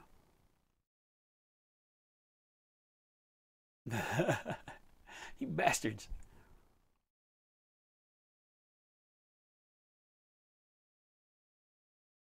So would you use Sunny Skin Tone on burnt red, or could you use something else? It works great on all reds. It depends. If you're going for like by burnt red, you mean like a really dark red, then I would not use Sunny Skin Tone because you don't want your highlight to be that bright. Unless you do, like if it's shiny dark red, then yeah, you definitely can. Just remember that when you go back over Sunny Skin Tone, it's going to make it a bright red. A brighter red. So I'd play around with it. You can use, you know, darker flesh tones. So you could use like elf flesh would have the same effect on like a darker red if you went in with like a dark flesh tone. Would work. Not like tan, but something like this. What is this? Barbarian flesh would work pretty good on a dark red to give you a highlight. I would suggest just playing around with it. But flesh tones is where you want to live with highlighting reds if you're going to do that glazed red back over it. Fitzy, what's going on? How would one do a silver cloth effect, Ray? Would you go silver cloth? You have to tell me what silver cloth means. Like white with sparkles? Is that what we're talking about? James, stay stealth. What's going on? I refuse to call you Rooftop Rodriguez. Silliest name in the history of silly names. Blah, blah, blah. What was I doing? We're trying to go fast here, so let's get some dry brushing going on. I need a paper towel. Paper towel, paper towel. Gotta go to the grocery store tonight. Dadgummit. I hate going to the grocery store. We need paper towels. We need to refill our water dispenser. Oh my God, the world is going to end. There's so much that we're not doing correctly around this house. All right, so dry brushing. Remember what I told you guys the other night, you know, the key to dry brushing is that you're only ever applying the paint when moving the brush in one direction, right?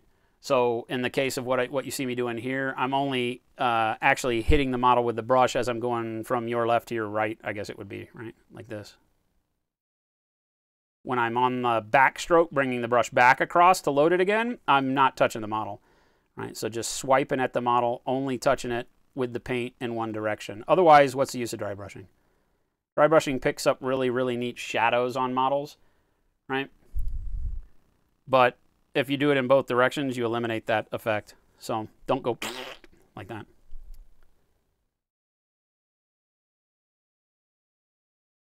Be deliberate with it.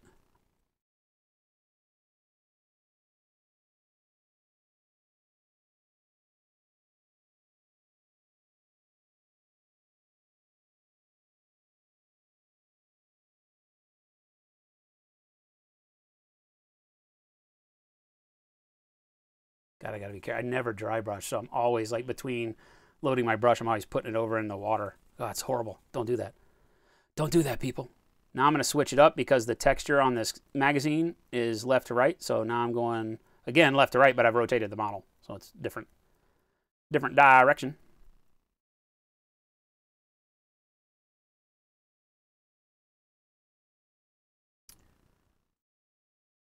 All right.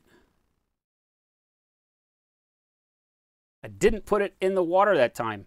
Yay. See? Now I am going to rotate my brush and go top down on the gun so that I can pick up this top edge, but I'm not hitting the sides of the gun right now. I'm only coming across that top edge to brighten that up. Now I got to be careful. Obviously, dry brushing gets paint everywhere. Dirty, nasty business.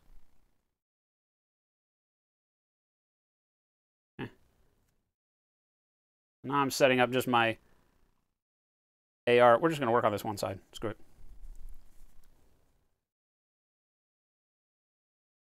Again, our top to bottom on this.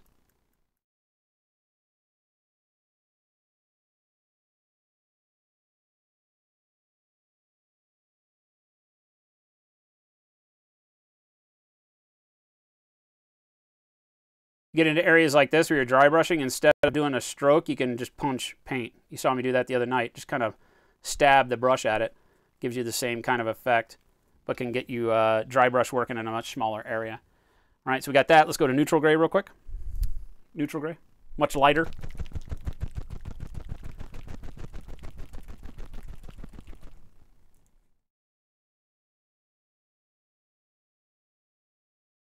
Again, fast techniques have still got great ways you can use them. All right, so now, because we want our highlight on the top of the gun, now everything is going to come from top to bottom. Very deliberate strokes, one stroke per brush width across the model. That makes sense.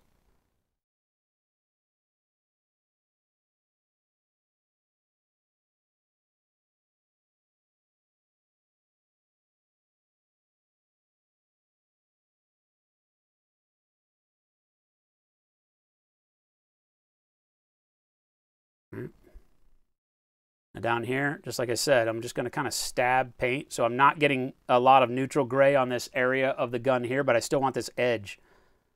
I'm just stabbing the brush in right at that edge. Like that.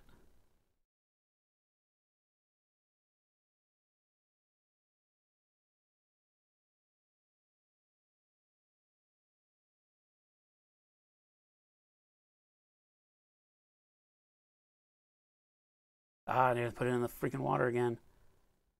For those of you who don't know what I'm talking about, if you haven't dry brushed before, if you wet your brush, you screw yourself. You really want your brush to not be wet for this technique. There are times where you want to use a dry brush technique, but not use a dry, quote-unquote, dry brush. All right, now on here, I'm going to go ahead and come from the back. You could choose back or front, but I'm going to go ahead and highlight from the back on this.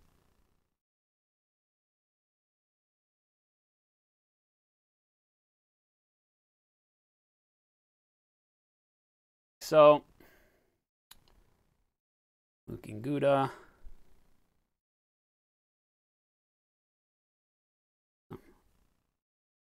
highlight along these bottom edges where his hand and reloading and all that crap would have an effect. Not too much. A little bit on this nook in the shoulder stock. Bingo.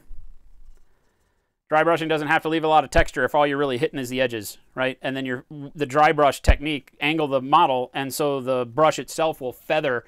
That texture will just kind of act as a blend, right? So we're not putting a lot. Notice how as I'm going through the top edge, it's just paint like on that little bitty millimeter off the top edge, not down onto the flat.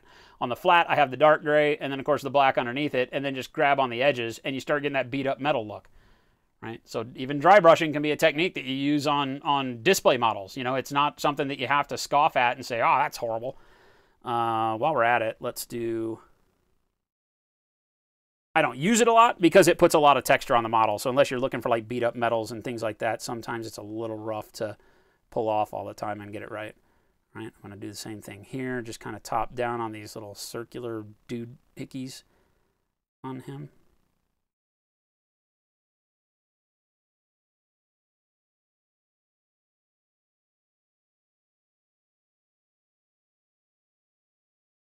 Come right back after that with the neutral gray. Again, stay closer up towards the top edge. Only bring that down a little bit.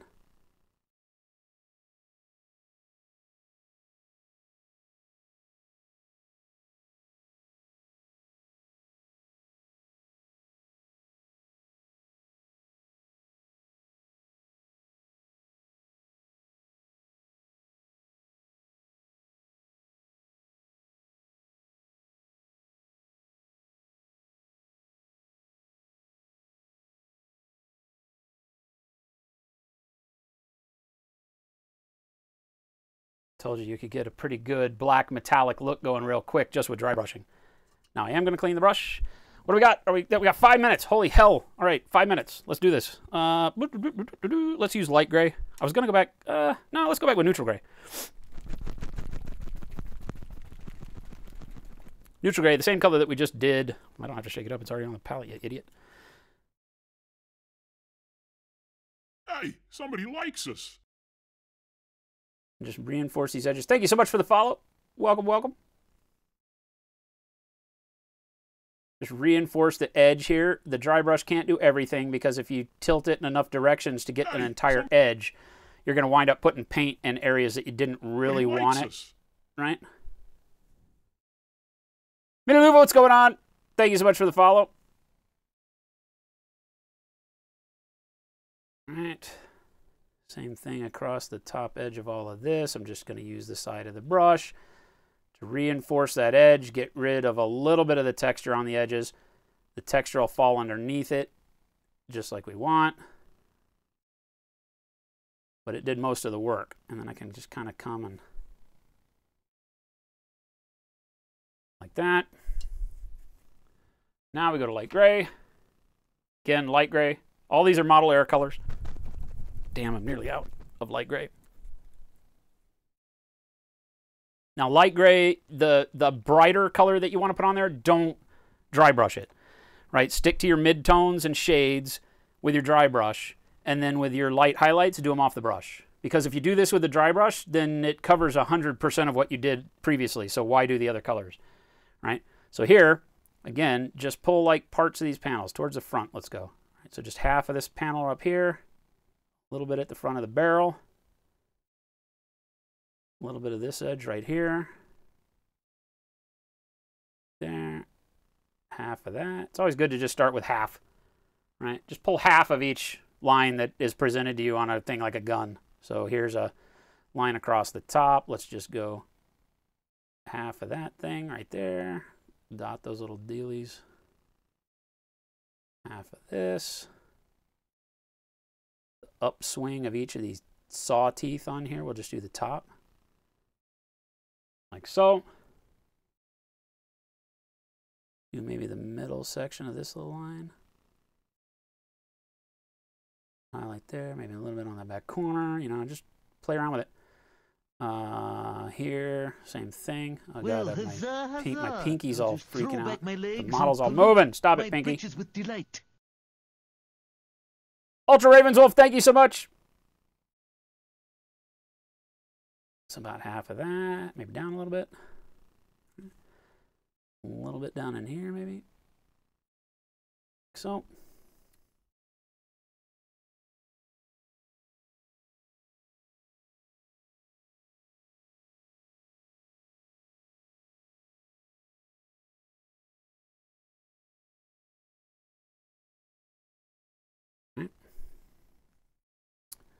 And on these circles where they kind of poke out, like up towards the top, we want to give it a little bit of brightness. And on the edge here, we're probably going to run just a minute or two late. So if somebody's going to pop over and tell Spiky Bits we might be a little late hitting him, I don't want to quit until we get these blacks done. I feel like that's kind of the gist of this whole thing. Showing you how to do very, very quick kind of metallic blacks. All right, so that's good with the light. Now we pop it with just a little bit of white, and we're done. Do I have white still good on here? Question mark? Yes. Palette likes me today. It's a good day, friends. Okay.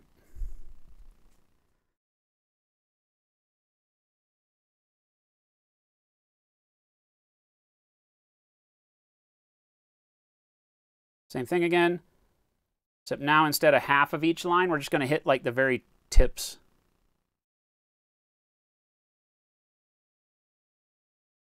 Right up front there, there.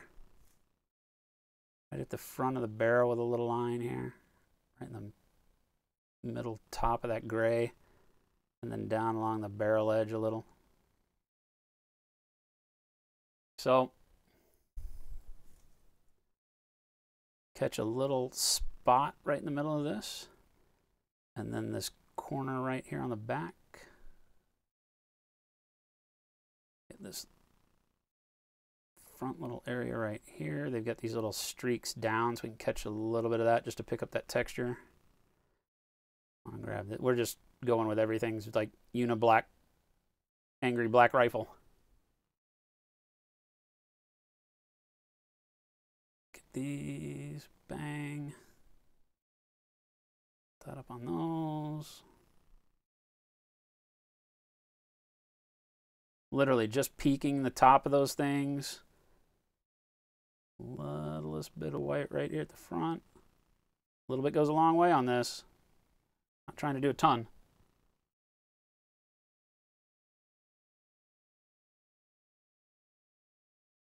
Just trying to show you that even when you decide, hey, I just don't want to, I'm not going to spend a lot of time on this guy, that's fine.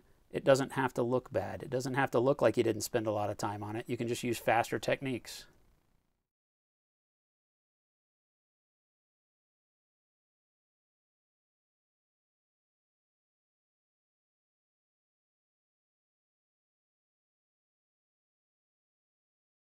On these, take a little bit of that super thin, dirty water white. I don't want much pigment on here at all. Right. And on the flat face towards where I just pulled that bright white, I just want to do a little shock of brilliance coming down into the flat surface. Kind of a radial shine from that little sparkle of the edge, so to speak. Do it perpendicular to the edge. So it just gives it a little blast of shininess. And there you go. That ain't bad. 502. I feel like we win, right?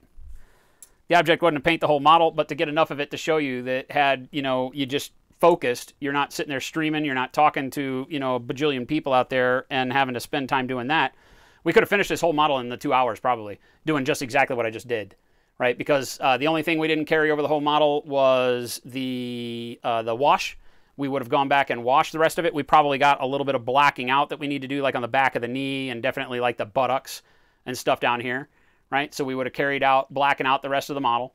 and then going through and doing the white highlight on the red, because remember, that's all we did was a little bit of white highlight to do all of this. That went really quick, so just do that on the rest of the model. And then you've already blacked stuff out, then you can go back and dry brush the black grays on, and then a little bit of neutral gray and white to put shine on it, like on the neck muscles and things wherever you got the black, and bingo, you got an amazing looking model that is perfectly set for you to come back and do all sorts of other really cool stuff to after you've played with it for a while, after you've got it on the table, after you've done all that stuff. So I talk about it a lot. Today I wanted to show you it is doable with simple techniques. I mean, this was airbrush, a little bit of slop and paint on with a brush. There's nothing here. I didn't glaze anything. All we did was make sure our paint was thin. We painted some lines on a model. I mean, that's literally it. No glazing, really no washing. We pin wash. We painted our wash in like a paint, you know, where we wanted that black to go in and the helmet stripes and stuff like that. So, you know, super easy.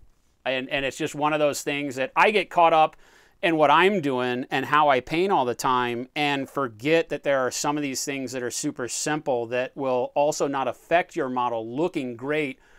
It may be that it comes down the road, because this guy could look even better if we did, like, you know, unit stripes or something on the shoulder and some chipping and battle damage along the edges and things like that. And you can always, there's nothing wrong with adding that back in.